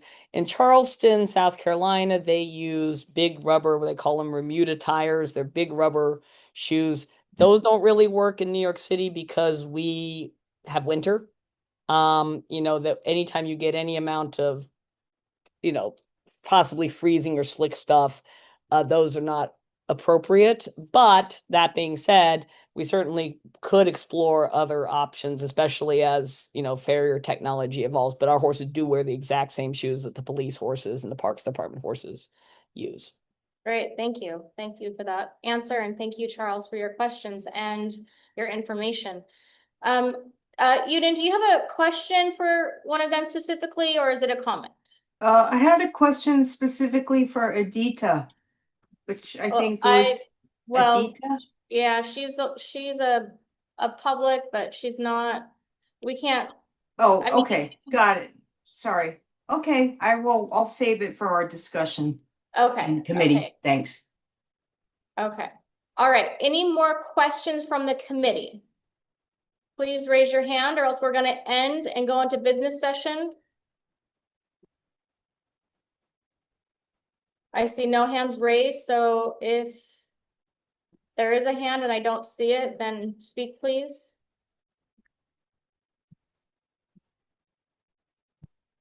Okay. All right, so before we go into business session,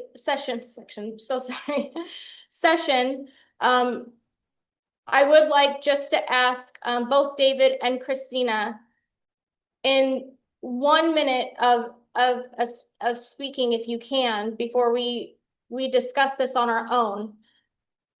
What is it exactly that you want from our community board to advocate, and what are you asking us to do for you? Christina, go ahead. Well, I would like this community board to protect both, our drivers' jobs, to listen to the science when it comes to the carriage horses, protect our horses, and also really to consider what the Conservancy is proposing doing by getting rid of horses in the park and leaving all these e-bikes speeding through the park. I don't think it's being a good steward of the park or its vision. The pace and pressures of city life is what people are supposed to get away from. There's better ways to make this park better for everybody. And it starts with designing it for one that's really suitable for horses. So that would be the thing. Don't support this Intro 967. It's a radical animal rights agenda that's funded by real estate things. There's so much politics and corruption involved with this that I don't recommend anybody get involved with it. There's things that we can do that don't involve just passing legislation to put people out of business based on political lobbying groups like NICLAS. Great, thank you. Thank you so much, Christina. And David, would you like to say something for a minute?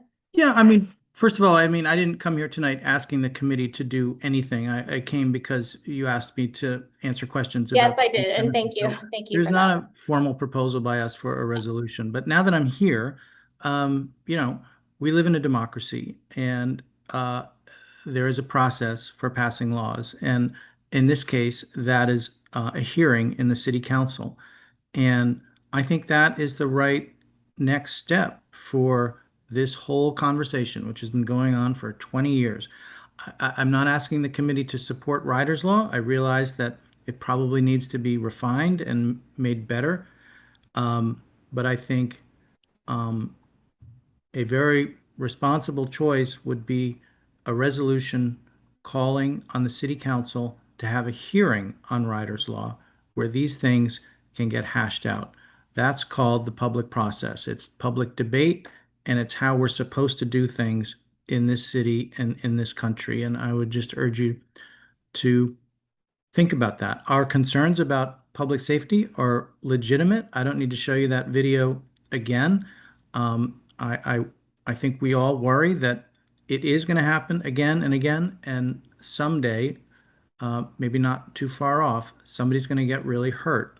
And I think we'll all feel badly at that point that we didn't take this opportunity while we had it to at least have a conversation. Great, thank you. And yes, David, we did ask you here, and I appreciate that.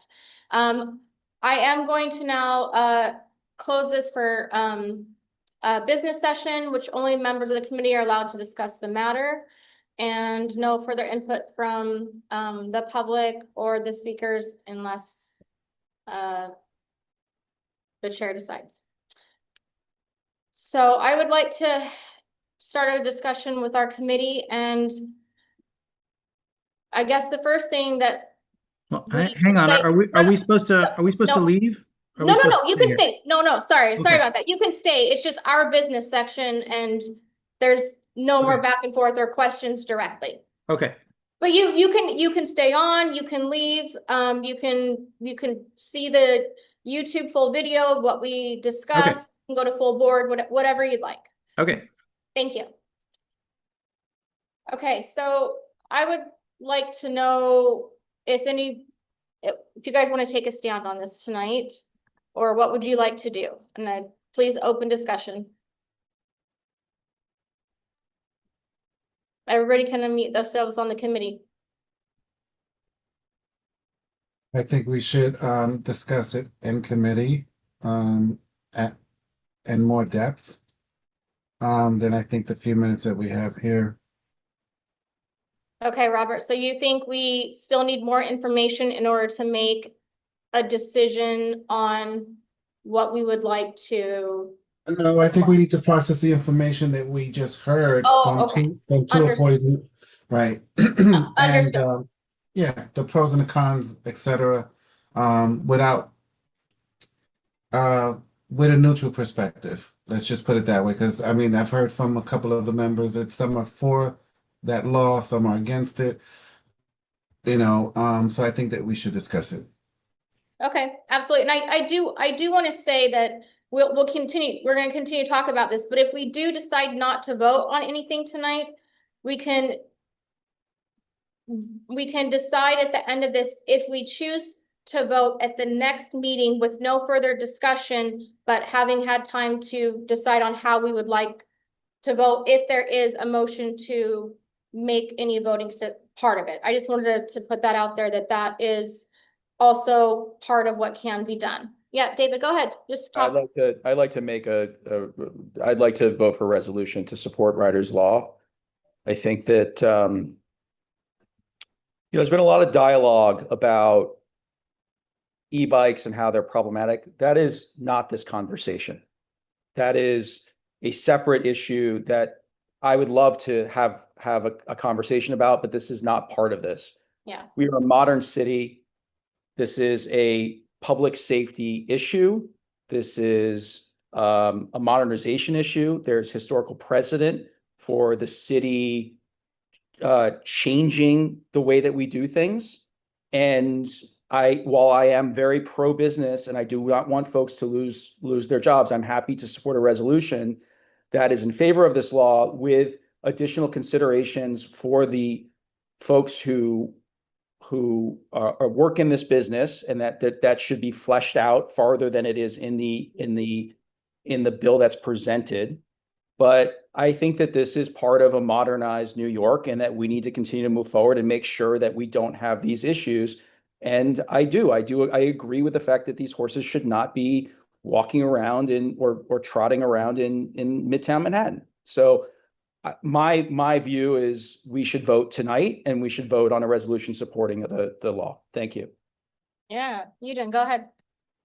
I feel that I can't support the bill as it's written, because I think I pointed out earlier that there are two areas that I think really are not they're not fleshed out enough for me, and that's what happens to the horses and the driver, the workforce development program.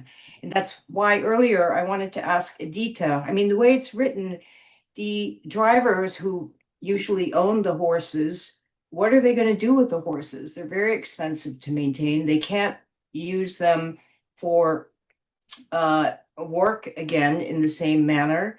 But yet they're supposed to be cared for and humanely, and have a nice retirement. but how are they going to pay for that? So I wanted to ask Adita, when she says she has this extensive network, like, could they find homes for these horses so that they could live out their golden years? I don't know. I mean, we're talking about a large number of horses, and I don't know how these, what the drivers are going to do with these horses and how they're going to care for them in a humane way when they have no income and they can't use the horses for income. It's their livelihood. So this whole part about what happens to the horses and the workforce development for the drivers and the compensation, those two need to be much more clearly thought out for me to support the bill as it's written. Thanks. Yeah, of course. How would you support the bill to be written? If you want to comment on that, so we just have each other's input. Would you support it? So you're saying you would support it if those were addressed? Yes, yes. Or you just, or don't support it at all? No, if those were addressed in a way that, yeah, that Okay. answered or addressed my concerns, yeah, then I would support it. I don't think Central Park is the right place for horse carriages today. It once was, but so I agree that in principle, but I don't like the way it's written. Okay. Will, go ahead.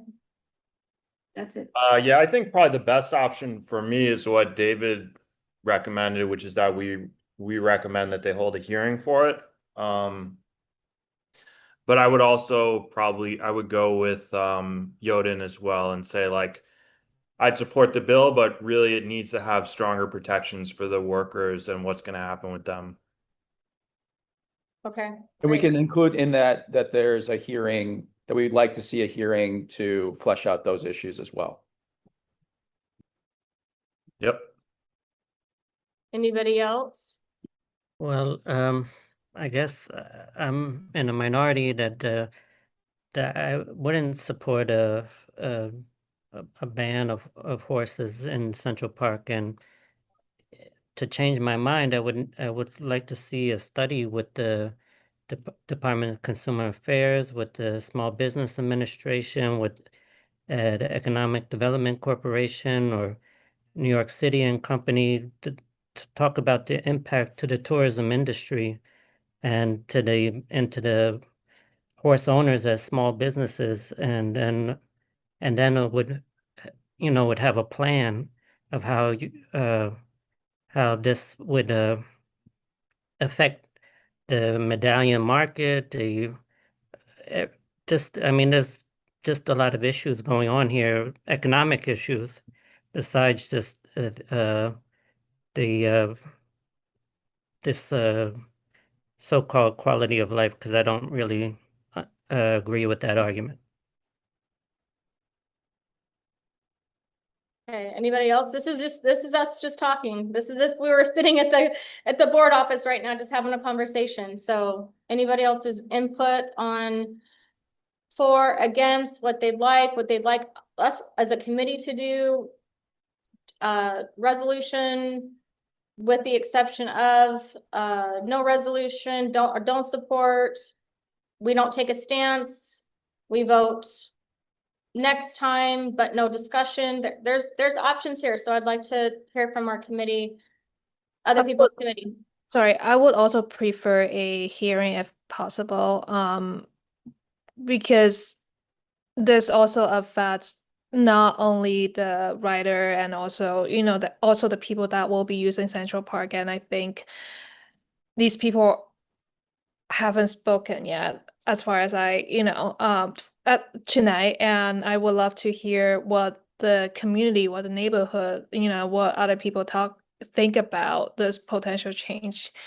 Yeah. Yeah, I'm also supportive of the route that both Will and Yoden and others have mentioned. Just a little bit more clarity around some of the protections for workers and what that looks like, whether that's through a hearing or otherwise.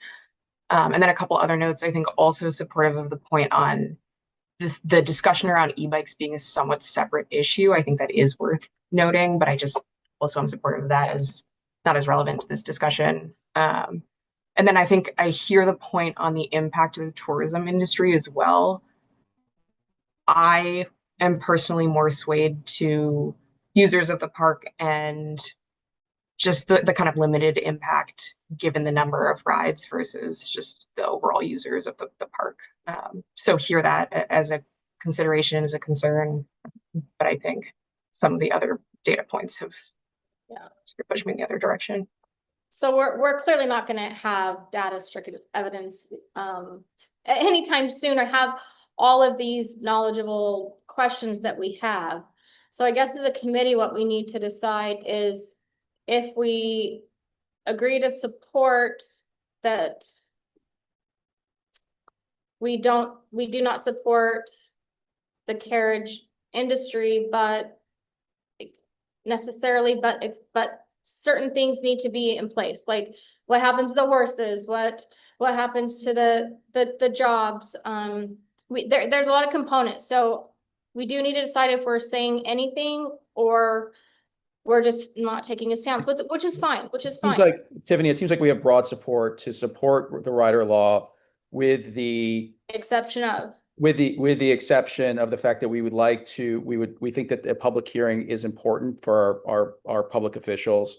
We think that there needs to be more thought process put into the union worker jobs. And then the last one is what the horses, where the making sure that the horses are going to be pushed or go to the right place. It seems to me that there's broad support for that. Michael, I think, are you the only other person on the board that has not spoke? Would you generally be okay with that? I'm okay with Michael with K. well, think- both Michaels. Yeah, sorry, Michael Greeley. Is there any other folks that haven't talked on the board? Oh, Kevin left. Oh, Kevin. I'm here now, Michael. Oh yeah, okay, yeah. I thought I saw you there, and we do have quorum. We have, I believe, 13.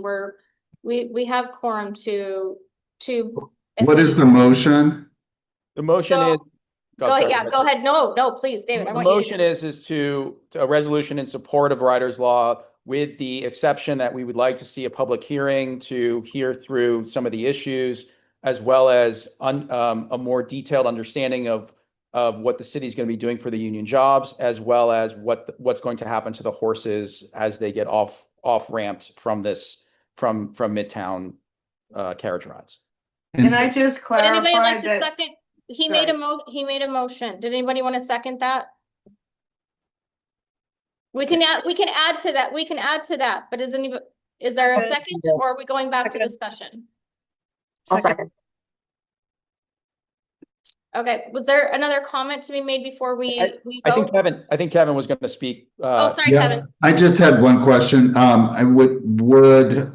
David, would you be, since it's your motion, would you be open to the amending the motion just to call on the city council to actually have a hearing on Riders Law rather than an expression of support? Sure, I think so.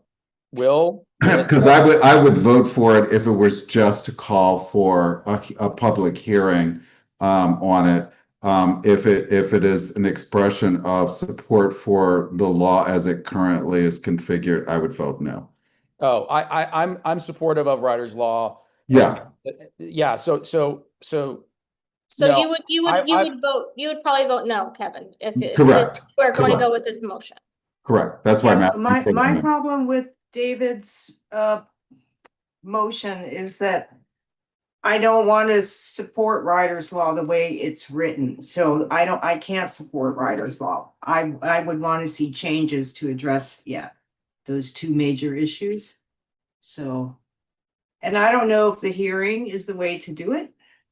I don't know if that's the best way to get that language in and to address that, because it needs to be in the text. If it's not in there, then it's not enforceable. So. Okay, well, we do have a motion and we do have a second. So are there any other questions? Because we can take it to a vote. That's the majority is, I mean, look, 71% of the city supposedly supports this from a poll. There's electeds that are focused on this and support this. I understand that there's some considerations here, and I think that it's not a perfect bill and it needs to be fixed. But I'm supportive of this motion to off ramp the horse carriage business in Midtown Manhattan. And that's the motion that I want to support. Well, could we say that we support Ryder's Law with, the condition that these two issues be addressed? Sure. That's exactly what I'd like to. Yes. okay. So we have a motion with all those contingencies that I think were agreed upon. And we had a second, Melissa. Are you still seconding that motion? Yes? Okay, let me just get my attendance up here. Sorry, I forgot to attendance everybody earlier by verbally. I got you virtually, but I forgot to do it verbally. So I apologize for that. Okay, so David, do you want it one more time? Does everybody just want clarity? Do you want, or are we good to start voting?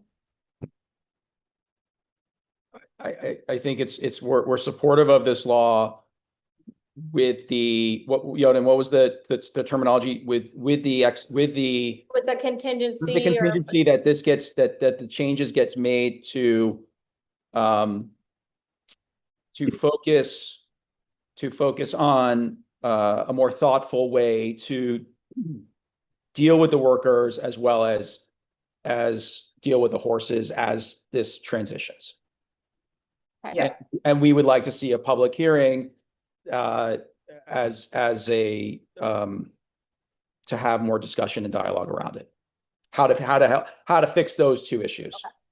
Okay, and we can go through, Sure. that one actually gets written up. All right, so we have a motion, we have a second. We're gonna go through attendance now. Morris is absent, Mohed is absent. Julie, are you still here? She was, we had quorum. No more Julie, okay. Second, sorry about that. Alice is absent. Mike Greeley? Voting no. Tristan is absent. Lev, are you still here? Yeah, I'm here. Yes or no? Yes. Thank you. Michael Kabak. No. Andrea. I got you. Yes. Euron is absent. Robert? No.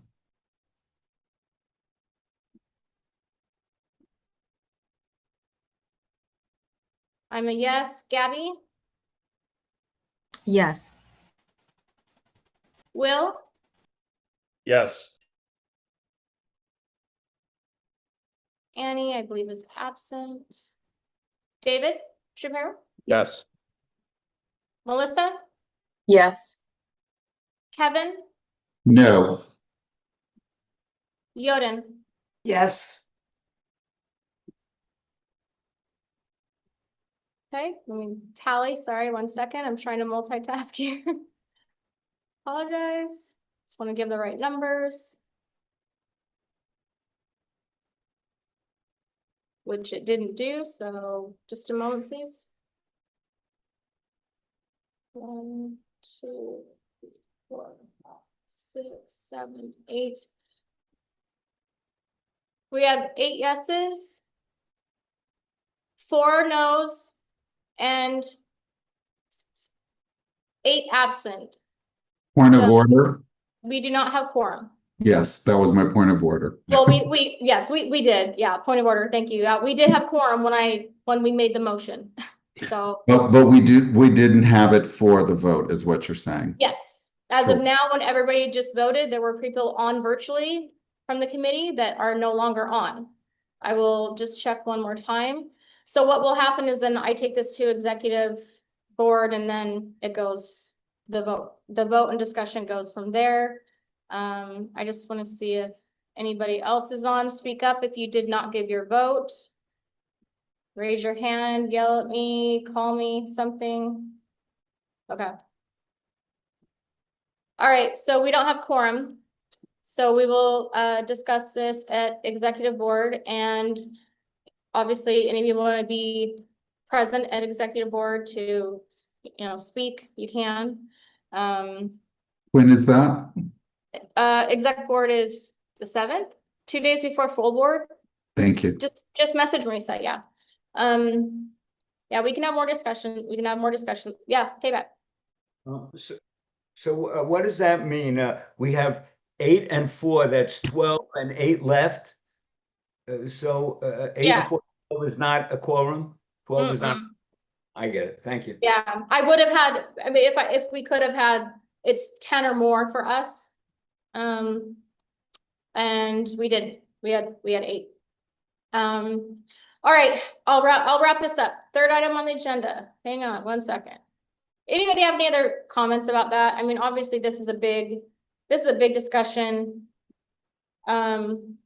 It's been kind of, it's hard. We knew it was going to be difficult. It could have gone to us. It could have gone to transportation.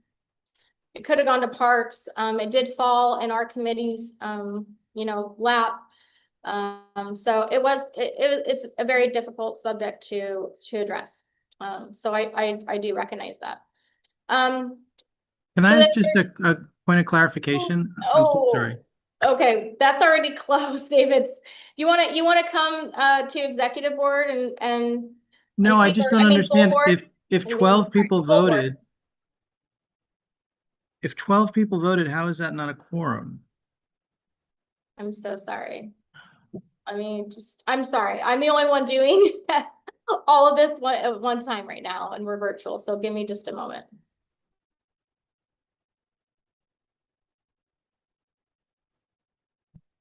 And it didn't tally everything right. 1, 2, 3, 4, 5, 6, 7, 8, 9, 11. 1, 2. I'm not trying to be a pain No, in the no, ass, no, but you're fine. it I'm so seemed sorry. like Just the quorum would be 10 people. it's totally fine. Totally fine. I do apologize because usually the spreadsheet works in my favor and it did not. How big is our committee? So yeah, David, sorry. Okay, so I'm gonna, everybody pause, everybody mute. Actually, resolution does pass. 8 yes, 4 no, and 7 absent. The quorum is based on how many people attend the meeting, right? Yeah. No, it's total. No, total. But so 10 would be a quorum. 10 would be half, or maybe 11 would be half. Oh my gosh, I am so bad at this. I'm sorry, guys. I shouldn't be this bad at this. How many people are on the committee total? There's 19. 1, 2, 3, 4. Yeah, then we definitely, we have quorum. 9, 10, 11, 12, 13, 14, 15, 16, 17, 18, 19, just counting again, because there were some changes this past week in our committee. 19, and we had 12 votes. So we have quorum. Right. So it passes with 8 yeses, 4 noes, That's it. and 7 absent and no abstained. Okay, let's keep talking about this. I'm so sorry, you guys. This is What's the third thing that we have to do? so now. The motion, it passes, and so now resolution needs to get written up, and I present it to executive board. No, I understand that, but like, did you say there's another agenda item?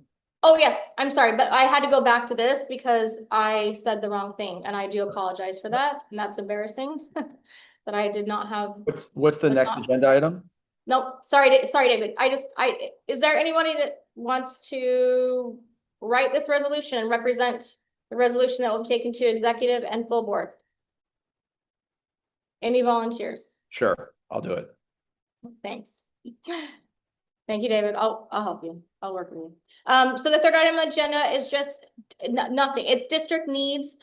I just need all of you guys to look over. I sent the whole district needs from this past year to you on the agenda for this meeting.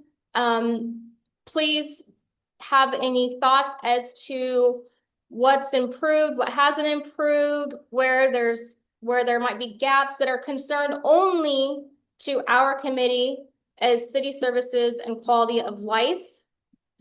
We will just discuss this at the next meeting, and I will send everything to Kim McCall. So this is our time to look over that, which is not a discussion necessarily. It's that I want everybody to look at it and give some, if they have any comments. You can email it before the meeting, which would probably be easier, or have your exact speech that you want at the next meeting. Because after that meeting, it goes, our district news statement is ready for 2027. All right, fourth agenda, new business, anybody? Can I ask a question about number 3? Sure, sorry about that. That's okay. So our next board meeting, that's when we're finalizing the district needs.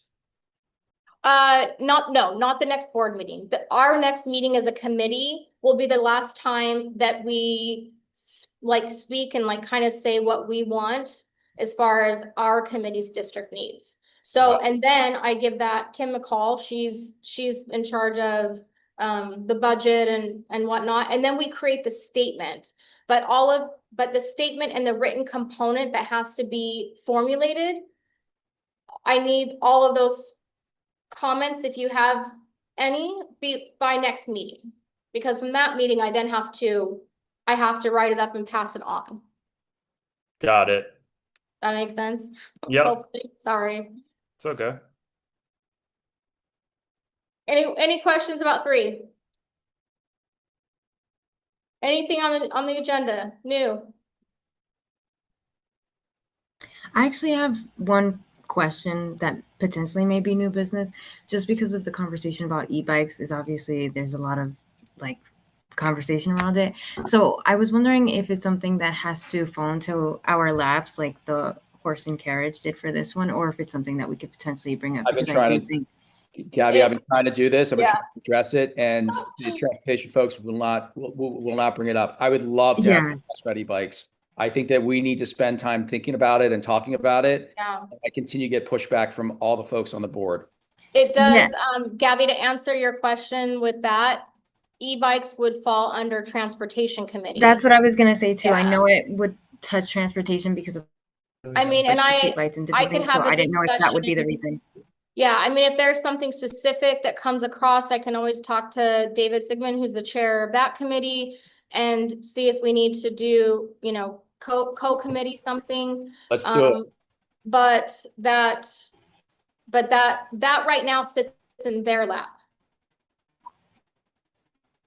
Okay, sorry, my network cut out. We have touched on it in the transportation committee. I think if you guys have an idea of something you want us to pursue in that committee, let us know. Yeah. Oh yeah, we're on the same committee. Yeah. All right, new business. K-Back, you're up.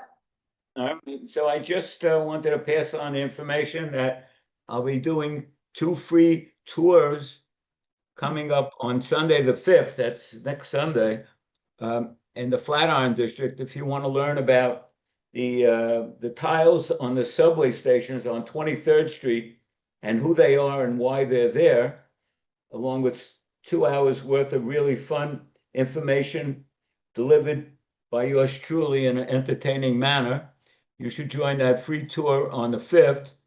And on the 7th, I have another Garment District free tour. Had 2 tours today, this morning, with groups from Australia. They loved it. You guys would love it, and you'll learn even more.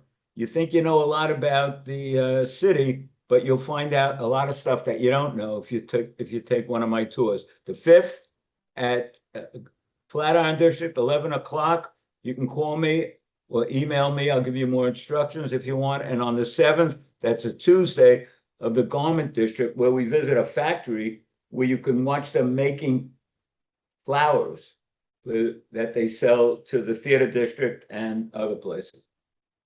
Fabulous. And I just, on record, I'm so sorry. I did not thank Christina and David for being here tonight. You guys were very patient for us to get to our second item on the agenda. And just, I apologize for not thanking you sooner. All right, with that, meeting's adjourned. Thank you all for a very long night, and see you soon. Thanks so much. Thank you. Last night's meeting was longer, by the way. Have a good night. We had a Monday meeting.